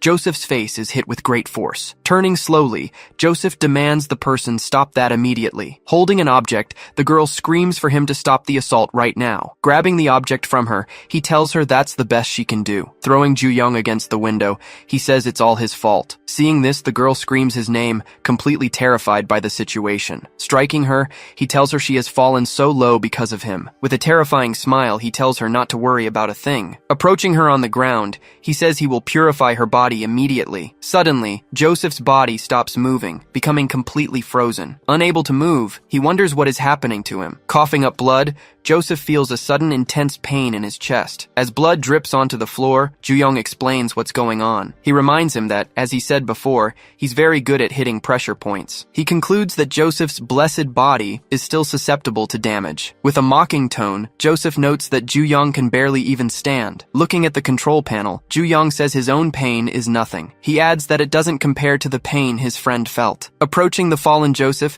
he says he already knows what he's going to do. With an improvised knife, he declares that a criminal like Joseph deserves punishment. Picking up a bottle of alcohol, he says Joseph needs to be castrated once and for all. With the bottle in hand, he states that the punishment can be either physical or chemical. Looking at the girl, Ju-young calls her name in a low voice. In a restaurant, she thanks him for dinner and asks about the budget. He then asks if she's upset, but she says that's not it. Looking around, she says she was just watching the other people. She adds that it seems like everyone in this place has a mother. Hearing her comment, he falls silent for a moment, looking thoughtful and distant. Annoyed, he says he doesn't have a mother either and asks if she's making fun of him. A nearby boy comments to his mother that he doesn't have a mom. Staring at her, he replies that he's not having any problem with the situation. She then explains that her mother promised to come back for her one day. She then asks him if he knows why she got a tattoo. Showing the phrase, the tattoo says she will keep waiting for her. With a smile, she says she'll wait for her mother, no matter how long it takes. Back on the bus, Ju-young moves forward to protect the girl from danger. Seeing the tattoo, he tells the girl to hang in there and not give up. Kneeling, she says that it shouldn't take too long. With a knife in his hand, he says he's going to make sure of one important thing. Holding a bottle, he prepares an object for the attack he's planning. With the object in hand, he says the criminal won't touch anyone else. Grabbing his foot, Joseph asks about the disgusting hands he mentioned. Throwing an object at him, Joseph says he's trying to do the right thing. With a blow to the head, he says it doesn't matter anymore at this point. With the impact,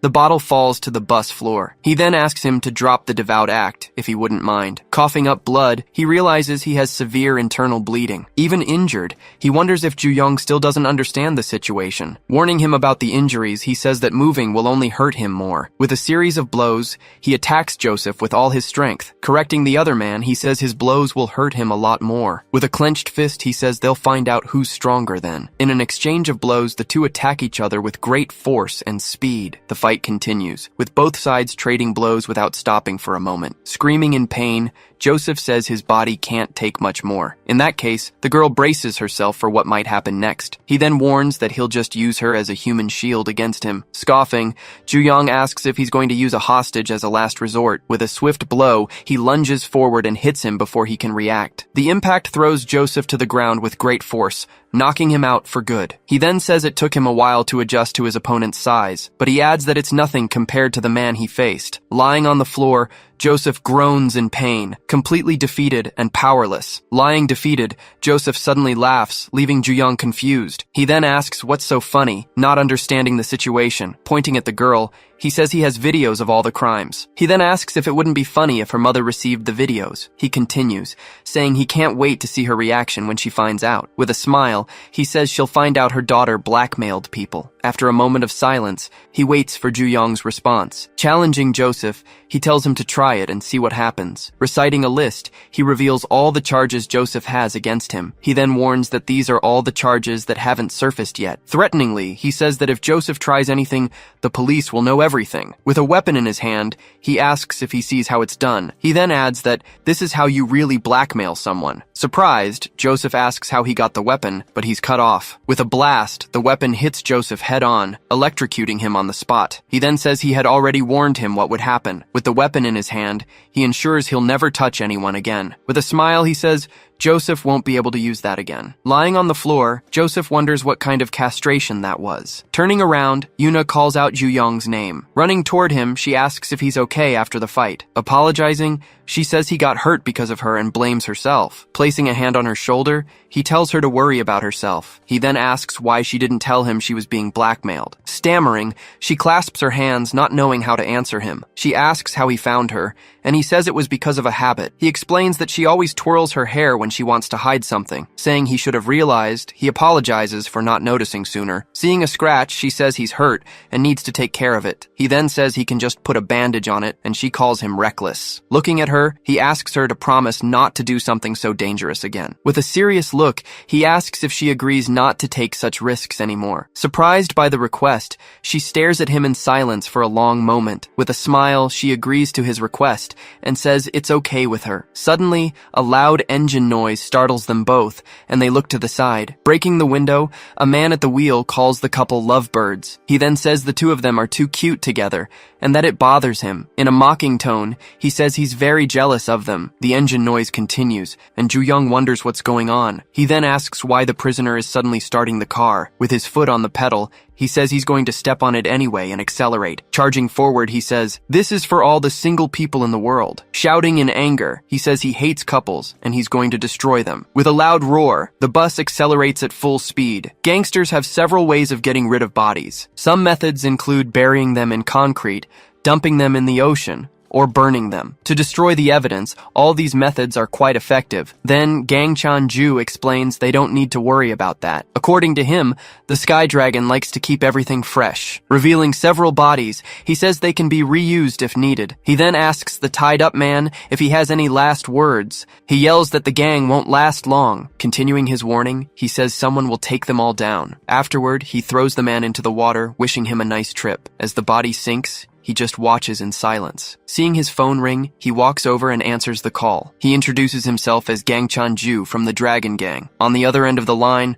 someone gives him some information. Hearing what was said, he just asks if it's really true. Not understanding, he wonders what's happening over there. Inside a bus, the prisoner speeds up, shouting, "It's for freedom." Going full speed, he aims the vehicle at the gate. With a smile, the prisoner tells them to brace for a maneuver. Breaking through the structure, the bus smashes into the compound. After the crash, the vehicle finally stops amidst the wreckage. Worried, he asks the girl if she's okay, and she says yes. Furious, he yells at the prisoner, saying they could have been hurt. Getting closer, the prisoner whispers something. Then he points to a guard and yells for the young man to run. Pushing the two of them out, he tells them to get off the bus quickly. Once outside, someone asks if the cops are gone. Explaining the plan, he says they successfully framed the guy. Boasting about the situation, he claims the plan was perfect. Running towards the other one, he tells him to say goodbye to his savior. With a smile, he tells the two lovebirds to have fun. Watching the scene, Ju-young seems to be processing what just happened. Ju-young tells Yoonha that the nun must be looking for her. Asking him to wait, she starts searching her pockets for something. Then she says she can't believe she almost forgot. Handing him something, she says he might want to keep it. In his hands, he sees she just gave him a keychain. Ju-young starts to remember where he got that keychain. Remembering the past, they were all at an arcade,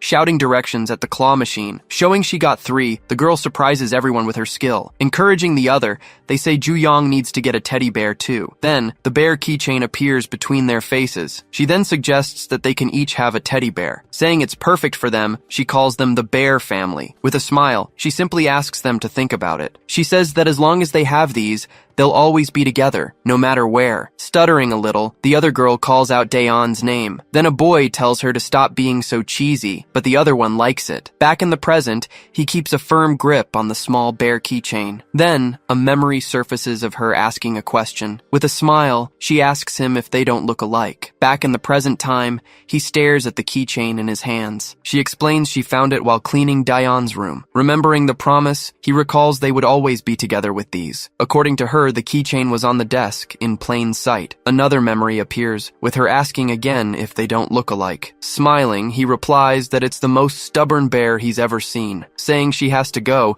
she says goodbye and starts walking away from him. Suddenly breaking into a run, she leaves him behind without any further explanation. Confused, he wonders aloud why she's in such a hurry. Fiddling with her hair, she says she couldn't confess to him. As she runs, she states that she tried to be a good friend until the very end. As she meets the nun, she asks them not to be mad about her feelings. Inside the prison, someone asks if everyone heard the big news. Behind bars, A man says the religious guy lost something important. One of the officers questions where exactly he aimed that gun. Overhearing the conversation, the other prisoner asks what he's doing there. He replies that he messed up because he wanted a room of his own too. Then the man in the suit prepares to ask the next question. From inside solitary confinement, he wants to know how they got him out. Remembering the warning, he says the whole area is monitored by cameras. He reveals the man also gave him a gun and classified information. Impressed by it all, he finally asks who this mysterious man is. With a growing smile, the man just remains mysterious about his identity. Saying he won't tell yet, he claims he has proven himself. Agreeing to the proposal, he simply says that's fine. Celebrating the new alliance, the other guy starts shadowboxing. Then he asks them to explain exactly how they plan to help in this situation. Waiting for an answer, he stands in front of the two cells. Hearing nothing back, he starts to find the silence strange. Looking down, he calls out to the guy, getting suspicious. Realizing the situation, he sees the man has simply fallen asleep. With his back to the cell, he just watches his new ally. With a serious look, he stares at the window and sees the full moon. Clutching the keychain tightly, he seems to be thinking about something important. Switching to a forest, the night seems calm and quiet. Then, a sports car speeds down the road. Getting out of the vehicle, a woman says it was a long drive. Introduced as Hee-won Yu,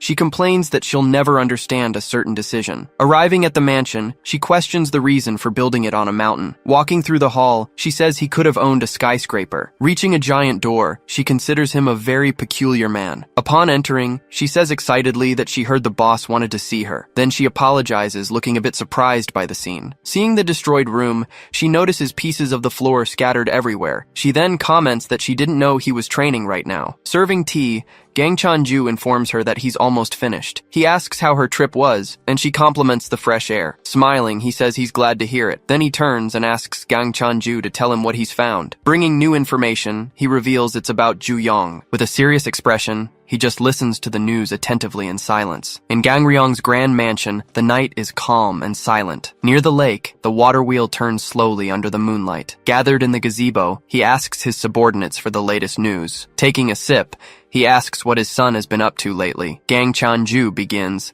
explaining that Mr. Cha faced several big shots inside. He says some of them were seeds they had planted, but Cha destroyed them all. Commenting on his progress, he remarks that the boy is advancing very quickly. Hee-won Yu adds that she thought some were promising, but he defeated them anyway. Gang Chan-ju says he must be proud of how skilled Ju Yong has become. Crushing the cup, he says angrily that he expected much more from him. Gazing at the landscape, he states that he needs his son to fully blossom. He continues, saying that right now the boy isn't even a bud. To him, Ju Yong is at most a sprout that has barely begun to show. Complaining about the result, he says defeating a few is not enough for the time he's been in there. Ending the conversation, he says that as his son, he should have done better. He then decides he will find a way to make him blossom faster. Switching to the prison, an inmate asks if they know what Yun-seok said. When asked who that is, the man replies that it's his father. Recalling the moment, he says his father called him useless. He goes on, saying his father hoped he'd get beaten up to straighten him out. Scoffing at the situation, he says this place has the opposite effect. Claiming no one there is redeemable, he suggests burning the whole place down. Since all is lost, he wants the world to remember him. He believes setting the prison on fire is the most sensible thing to do. Suddenly, a voice challenges him, telling him to try his luck. Leaning against the wall, a mysterious man encourages him to go ahead. With a serious look, he tells the man to start a fire immediately. Stuttering, the man says it was just a joke. Obviously. Full of rage, he says that loud-mouthed idiots really piss him off. Remembering a classroom, students appear with their heads down. A man says that this is the right way to discipline someone. On the floor, Mr. Kim is then seen completely defeated. Entering the place, he says everyone there is all talk. Near the body, he tells the other one to keep his mouth shut. Showing immense anger, he says he just can't stand this situation. Exhaling cigarette smoke, he remains silent for a moment. Standing over the bodies, he reveals he can't stand these kinds of people. Back in the prison, an inmate approaches to call Yun-taek. Getting closer, he warns that he has news about the rookie, Ju Yong. In another part of the prison yard, the area looks quite empty. He then asks if the rookie thinks he's the king of this jungle. Pointing in his direction, he promises to teach him his place. Changing scenes, a dark prison corridor corridor is shown next. Looking up, a prisoner tells everyone to just watch the situation unfold. Bowed on the floor, the prisoners announce that he has finally returned. Shouting that he has been resurrected, they hear Ju-young asking them to stop. Sitting and reading a book, Gyum says he seems to be doing well. With a smile, he replies that the other guy seems fine too. Asking if anything happened, he hears that everything was closely monitored. Then he notices an unfamiliar face among the other prisoners. Saying he's never seen him, the other explains that he's new. Explaining about the rookie, he says he's a nice guy. Observing the new prisoner, he simply reflects on his arrival. Banging on the door, a guard appears and yells the cell number. Announcing work duty, he tells everyone to be ready in 5 minutes. Back at the mansion, the night continues its calm. The leader then begins to tell a story about something called a poison pot. According to him, the pot was filled with various venomous insects to fight. The last survivor would then possess an incredibly powerful and lethal venom. Explaining his plan, he says he placed venomous insects inside the detention center. He states that his son must consume as many powerful insects as possible. Questioning what he means, she asks for more details about the insects. Confirming her suspicion, he says he made sure to place one inside. Revealing one of the strongest, he asks if they are working outside. A prisoner reports that everyone from Ju-young's cell is working behind Building 5. Full of anger, he says it's irritating to see him act like he owns the place. Sitting on the wall, he decides he's had enough of this situation. His companion then asks what he intends to do about it. Without justifying his actions, he says he doesn't care if the other guy is the leader. Making his intentions clear, he shouts that the other guy will die today. Then, Ju-young's identification number appears covered in marks. Lying on the ground, Ju-young is seen with several injuries on his body. Seeing the scene, the other prisoners wonder what happened there. Suddenly, one of the prisoners screams and reacts as if he's been hit. Covered in paint, Ju-young regrets having tripped while another prisoner offers to help. Announcing that's all for today, the guard tells them to get ready for tomorrow. Returning tired, one of the prisoners complains about the pain and the forced labor. Back in the hallway, Ju-young stops when he notices something strange on the floor. Stopping with his friends, he asks why there's paint spilled there. Looking closer, he realizes that it's not actually paint. Completely shocked by the scene, the prisoner can't believe his eyes. Lying on the floor, they find the body of the leader from room 37. Focusing on the man's face, the scene shows him utterly defeated. Changing scenes, his father says he is eagerly waiting for his son. He wants to see him blossom and make him proud, and warns that his son must be very careful. He continues the warning, telling him not to let anyone cut him off at the root. According to him, this can't happen before the boy fully matures. At another point, Hai-Won-Yu asks about the venomous insects again. With a serious look, he assures her that he placed one of the strongest ones inside. Noticing the new guy, Ju-young comments that he had never seen him in the cell before. Calling out to his son, the father seems to have a well-defined plan in mind. Issuing the challenge, he says he wants to see if his son can survive this. Calling out to cell 36, the guard says there's a new inmate. Even though they already have a new guy, he tells them another one is on the way. Whispering, they comment on the newcomer's size and strangeness. One of the inmates then bets he must be some kind of gangster. Approaching curiously, one of them asks why he's in prison. They start speculating if it was for aggravated assault or even something worse. With a strange smile, the new guy just stares at them all in silence. Suddenly, he starts making a bird sound for no reason. Continuing with the sounds, he leaves all the prisoners completely confused. Just then, a sparrow flies in and lands calmly on his shoulder. Asking where the bird came from, they demand that he explain. He says he felt sorry for the animal, thinking its mother had abandoned it. Suddenly, the bird starts flying desperately all over the cell. Chasing the bird, the new guy asks it to come back to his hand. Watching the scene, they conclude he's just a total loser. Stopping suddenly, the new guy flashes a rather strange smile. Not understanding the reaction, Guillaume just stares at him, confused. Then the sparrow lands on a shelf near some notebooks. Revealing a photo and some drawings, the notebook shows a bit of the past. Looking down, the new inmate's face takes on a serious expression. Changing scenes, his father says he's eagerly waiting for his son. He continues, saying he wants to see his son flourish and make him proud. Then he warns that his son needs to be very careful about what happens. Back in the prison, one of the inmates screams, shocked by what he sees. Lying on the floor, they find the body of the leader of cell 37. The warning continues, saying not to cut it down before it's ripe. With a serious look, the new inmate seems focused on something. The narration ends,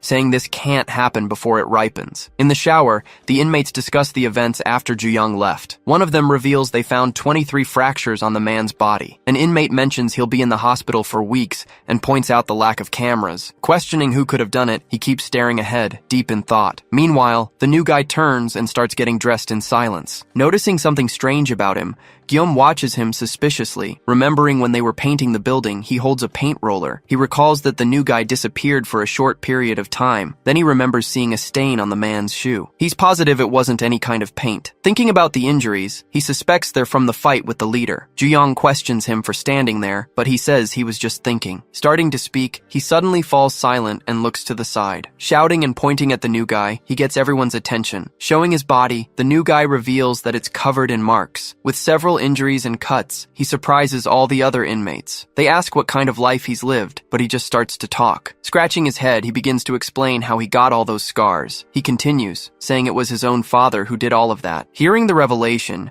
Ju-young just stares at the new guy with a serious expression. Cutting to a flashback, a voice reminds the students about PE class. In the classroom, he laments that he'll need to borrow clothes to train. Pointing at Ju-young, a student yells for the others to look in that direction. Another classmate then asks if he hasn't heard what everyone's saying. The rumor is that his gangster father beats him all the time. The students say he's probably too scared to call the police. Back in the present, he stands silently under the shower water. In the bathroom, the inmates talk about the food and their time in prison. With little time left, the new guy asks if someone can lend him a towel. Seeing this, Guillaume watches intently without saying a word. With his back turned, the new guy simply continues to shower in silence. Ju-young also stays quiet, letting the water run over his scars. In the shower, the new guy approaches and asks him for some shampoo. Without hesitation, Ju-young simply hands the bottle to the man beside him. With a slight smile, the new guy just observes the situation in silence for a moment. Then he asks if Ju-young feels sorry for him because of his life story. Ju-young replies that he's in no position to feel sorry for anyone there. With a shaken expression, the new guy says both of their lives suck. He continues,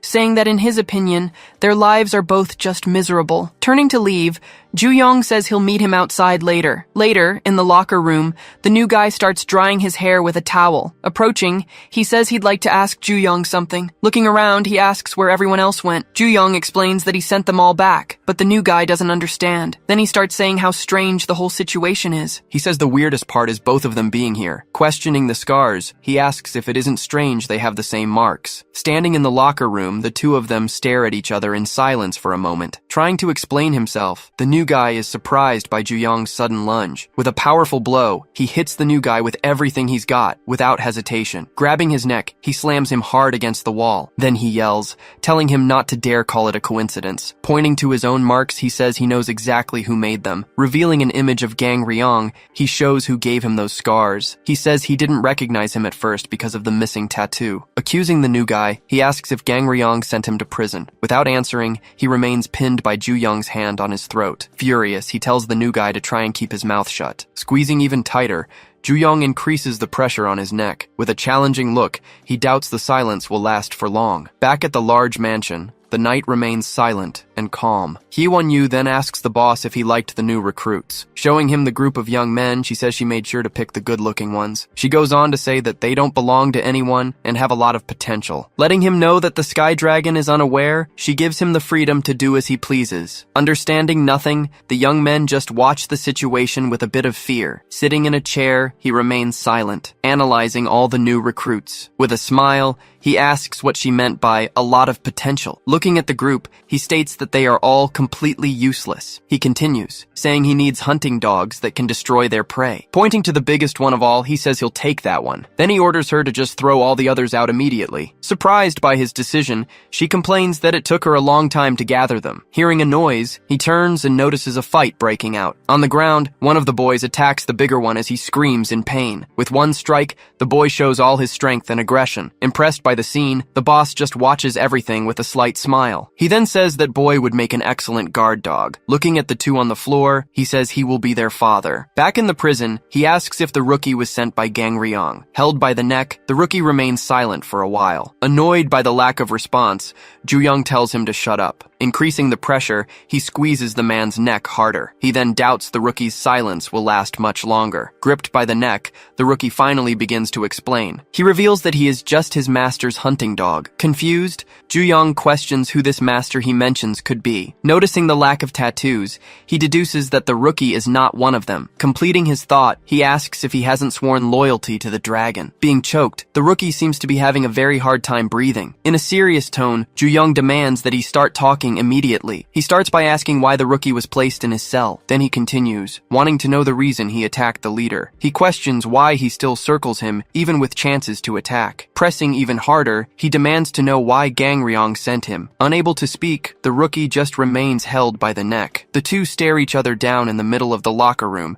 the tension thick in the air. With a sigh, the rookie seems to give in to Ju-young's pressure. Clenching his hand, he decides he'll handle the situation another way. With a determined look, he prepares to start a new confrontation. Ju-young starts by dragging him along the wall, then throws him hard against the locker room wall. Holding his jaw, the rookie refuses to speak. Ju-young says he's in a bad mood from being reminded of that man. With a furious look, he demands that the rookie start talking, but the rookie can't say a single word. Shouting, Ju-young orders him to speak what he knows once and for all. He just lets out a groan of pain, unable to answer the questions. With a dislocated jaw, he can't articulate any words to Ju-young. Lying on the floor, Ju-young realizes the rookie passed out from the blow. Holding the body, he wonders why the rookie didn't fight back. He begins to wonder what Gangryong really wants with all of this. Meanwhile, the little bird starts chirping non-stop in the middle of the cell. Near the window, the rookie feeds the bird some breadcrumbs. Irritated by the noise, an inmate throws something and tells him to stop. Ju-young watches the scene and tells himself that it doesn't make sense. He has been watching the rookie, but he hasn't seen anything suspicious in his behavior. Suddenly, one of the prisoners slips and falls in the cafeteria. With the tray falling, food gets all over the rookie's uniform. He just follows his routine, not responding to any of the provocations. Saying he's fine, he seems to be hiding his claws and teeth. The inmates offer him some food and a handkerchief to clean himself up. Ju-young refuses to believe he was sent there for no reason. Suddenly, someone throws water in his face without any warning. Turning around, the inmate asks if he's okay after what happened. Arguing among themselves, one says he wasn't even trying to hit him. With a serious expression,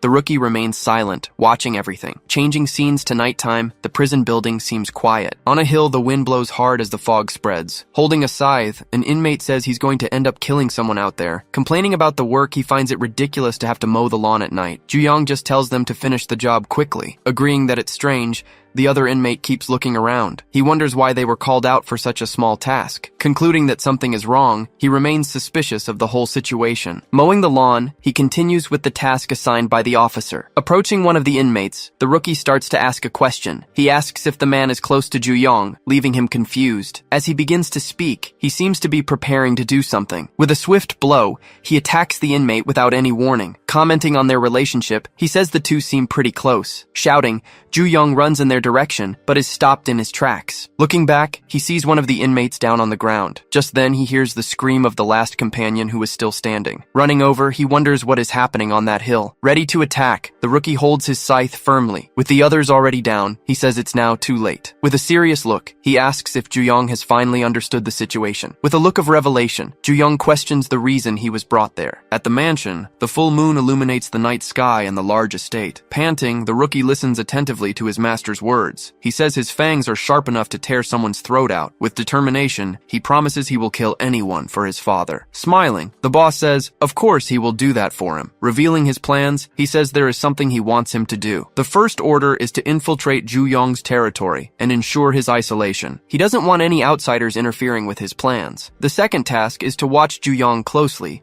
and find out who his allies are. The goal is to discover who his closest friends in prison are. Giving the last order, he prepares for the final part of the plan. He orders the rookie to kill them all in front of Ju-young. With his head down, he starts to process all the information. Questioning the motive, he asks if all of this is to make him stronger. Questioning the orders, he says their relationship is anything but normal. Turning around, the rookie asks how that was possible for him. According to him, that wound should have finished them both right then and there. Showing the pigskin, they mock him for believing it. Then the rookie reveals he knows exactly what Gangryong wants with all this. He says he wanted to see how far he would go to strengthen his son, but he didn't think the same method would be used again. Saying that it's repulsive, he shows he can't stand the situation. Filled with rage, he lands a heavy blow on the rookie's face. He yells that he just can't stand it all anymore. Remembering the abandonment, he says he had no reason to believe the man. A man apologizes, saying he can't throw his life away for him. At the orphanage, a man says the boy's negativity would affect the other children. Then, a broker offers to buy the boy, showing that the abandonment continued. Complaining about the boy, they say no one buys him because he's too skinny. Unsure Unsure of what to do, they suggest handing him over to the Korean Chinese. Suddenly, the sound of breaking chains catches their attention. With his own hands, he manages to break free from the chains that held him. Limping, he decides he'll do anything to avoid being discarded again. In the middle of the city, he stops to watch the lights and the movement. Hyun-yu recounts that he wandered the streets like a stray dog. She continues, saying she found him and took him to their boss. He concludes that this loyalty comes from the fear of being abandoned again. With a smile, she asks if he doesn't find all of this quite amusing. Speeding up the car, she says it's a battle between two boys. She finishes by saying they were both raised by Gang Ryong himself. The rookie says he didn't think he would use the same method again. Disgusted by the situation, he prepares to attack the man in front of him. With one blow, he shows all his anger and frustration with the plan. He screams that he just can't take any of it anymore. In the middle of the grass, the scythe is left behind after the charade. Ordering the others to get out, he tells them to call the officer immediately. They question the order, saying they could easily attack the rookie together. He explains they're on a chessboard created by Gang Ryong's orders. According to him, no one will care what happens there that night. He orders them to go get the officer to pick up the rookie's body. Elsewhere, a car speeds down the road at night. Questioning the outcome, he asks who she thinks will win the fight. She replies that both were raised and trained by the boss himself. Back on the hill, the two exchange blows in an intense battle. Sliding across the ground, he manages to dodge one of the rookie's strikes. With a quick counterattack, they both land hits on each other. He then lands another blow, showing off all his combat skill. Defending himself, the rookie also manages to land a hit on Ju-young. Preparing another attack, Ju-young gets ready to continue the intense fight. The two move quickly, showing the speed of their movements. Exchanging blows, they continue the battle on even terms. In the car, he comments that their techniques will be very similar. According to him, it'll be like they're looking at themselves in a mirror. Lighting a cigarette, she asks if he thinks they'll be evenly matched. The rookie yells that they are the same, highlighting their similarity. In a simultaneous strike, they both hit each other hard in the middle of the hill. With a smirk, Ju-young says they are not alike at all. Grabbing the rookie's arm, he begins to apply immense force. With a crack, he breaks the rookie's arm without any mercy. With a shove, he throws the rookie away with great force. He says they were taught by the same man, but there's a difference. Slamming a fist into the ground, he yells that the rookie is not on his level. The blow hits the rookie's face, who feels the full impact of the attack. The rookie tries to recover from the blow. Still in pain, he lets out a low groan before reacting. Grabbing Ju-young's arm, he prepares for a counterattack. Praising the training, he squeezes Ju-young's arm hard. Questioning the technique, he asks if brute force will make up for the lack of it. Ju-young warns it's no use, but the rookie keeps squeezing. With another loud snap, Ju-young shows the attack didn't affect him. Screaming in pain, the rookie bites down hard on Ju-young's hand. Still in great pain, he keeps a firm hold on the hand. Ju-young hits him with a kick, sending him flying, and says he doesn't care what it takes to win. He says his only purpose is to follow his father's orders. Revealing his mission, he says he's there to finish Ju-young. Grabbing the rookie's face, he prepares for a new attack. With several blows, he unleashes all his anger on the rookie's body. He yells at the rookie to never mention that man in front of him again. Finishing the attack, he says it's better not to mention what shouldn't be said. Fallen on the ground, the rookie looks completely defeated after the barrage. The hill falls silent, with only the two of them left at the end. In the car, she replies that she agrees with her companion's opinion. She says she doesn't think it's possible for the orphan to beat Mr. Cha. He adds that this is only true if the fight is unarmed. Showing a lighter, he says things can change easily. He continues, saying everything changes when someone gets a weapon. Back on the hill, some objects are seen lying on the ground. With the scythe in hand, he prepares to continue the confrontation. Remembering the past, he says his father told him something. According to him, his father said he had a talent for handling weapons. Giving him a knife, his father trained him to be a specialist. He continues, saying he earned every cut on his body. Advancing, he approaches Ju-young with a very determined look. With focused eyes, he prepares for the next move in the fight. He says he got the scars learning to use a blade with his father. Advancing with the scythe, he says he doesn't care about strength. He continues, saying he also doesn't care about Ju-young's skill. Stumbling on a rock, he loses his balance and almost falls to the ground. He only cares that Ju-young is his father's biological son. Sitting on a rock, he says that today, Ju-young will die by his hands. Spinning two weapons, he prepares for the final blow of the fight. He says everything will happen exactly as his father intended. Ju-young says he already warned him. The rookie is left completely confused. Ju-young tells him to get that name out of his mouth if he doesn't want a painful death. He says that's 4 times the rookie has called that man father. He asks if the rookie really thinks the man who brutalized him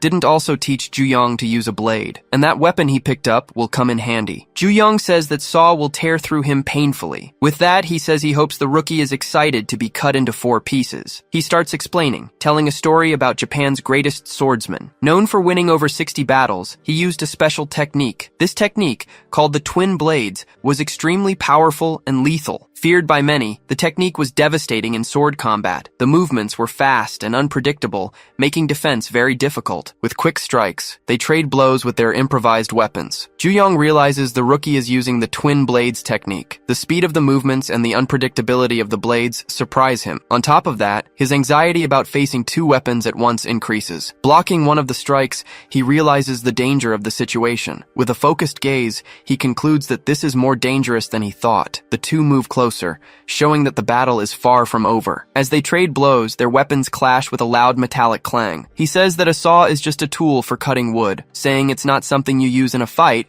he prepares a counterattack. Fallen on the ground, he says the technique was passed down by many swordsmen. With a smile, he says a saw can't replicate an ancient technique. Since he was a child, he has trained his movements and honed his skills. With one strike, he hits Ju-young with precision and great force. He reveals that he hones his swordsmanship with the blades his father gave him. Showing the vital points, he indicates the carotid and brachial arteries. He also points to the heart and the radial and subclavian arteries. According to him, all of these are vital points that lead to a quick end. He explains that in real life, opponents fight back. To minimize the opponent's chances, he teaches to attack repeatedly. He says not to hesitate when taking another person's life. Threatening the boy, he warns that a useless hunting dog is discarded. Announcing the end of the lesson, he tells everyone to rest for the exam. Suddenly, he hears one of the boy's stomachs rumbling loudly. Holding a frying pan, he calls him the rookie his father found on the street. Offering food, he says he made it for himself, but is willing to share. He reveals that kimchi fried rice is the only dish he can make perfectly. With his stomach growling, the boy stays silent, staring at the food. Eating with his hands, he hears the other one say he must have been hungry. The other boy says he's probably there because he doesn't have a family. Smiling, he tells him to think of him as a brother and to ask if he wants more. Suddenly,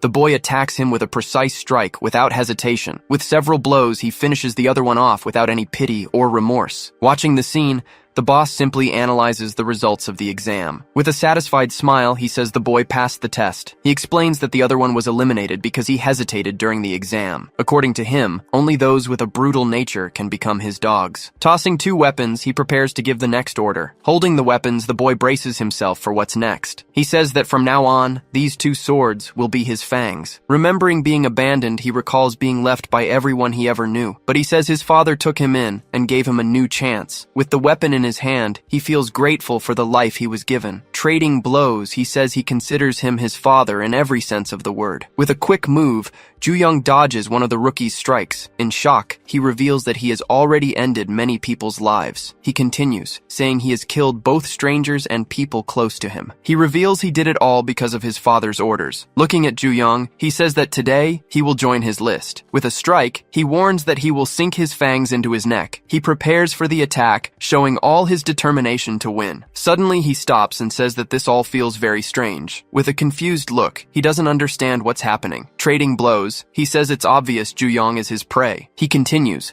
saying that even predators break under so much pressure. Questioning the situation, he asks why Ju-young seems to be hunting him. He says it feels like Ju-young is the one hunting him here. Remembering a lesson, he hears his father telling him to go for it. His father says that 1 blow should be more than enough. According to him, it's useless to swing the blade without hitting a vital point. He continues, saying to remember it's not about the number of strikes. The secret is to focus on avoiding fatal wounds and wait for an opening. When the opponent's armor cracks, that's the time to strike with precision. He says that when the chance appears, you must attack without hesitation. His father warns him to never forget one important rule. If the blade doesn't taste the opponent's blood, something will go wrong. He focuses his gaze, preparing for the right moment to strike. Breathing heavily, he waits for the perfect opportunity to strike. With a swift blow, he prepares to end the fight. Trading blows, the weapons clash with a loud metallic sound. With a quick move, the rookie advances for a new attack. With his eyes focused, Ju-young prepares for the next move. Realizing the strategy, he notices the rookie is waiting for something. He says it seems the rookie is waiting for an opportunity. Dodging the strikes, he keeps waiting for an opening to attack. Saying it's no use, he readies himself for the final blow. He says this is the end of the line for his opponent. Finding the opening, he prepares to strike the vital point. With a determined look, he focuses on the rookie's weak spot. With a quick strike, he hits the rookie with precision and force. The blow hits its mark, leaving gashes in the ground and grass. He reveals he was waiting for the rookie's big final attack. Agreeing with the rookie, he says that using a saw isn't comfortable. With a frustrated look, Ju-young says that if he had a sword, he could have cut his neck. Advancing slowly, Ju-young approaches the rookie with a dark look. Remembering the lesson, he hears that the blade must taste the opponent's blood. He says that even so, there are some advantages to using a saw. With a smile, he says to imagine the jagged edges on the skin. He continues, telling him to imagine the saw scraping and cutting through bone. Under the moonlight, he says to imagine the vessels and nerves getting tangled in it. He says that's something a sword could never do. With a swift move, Ju-young ends the confrontation once and for all.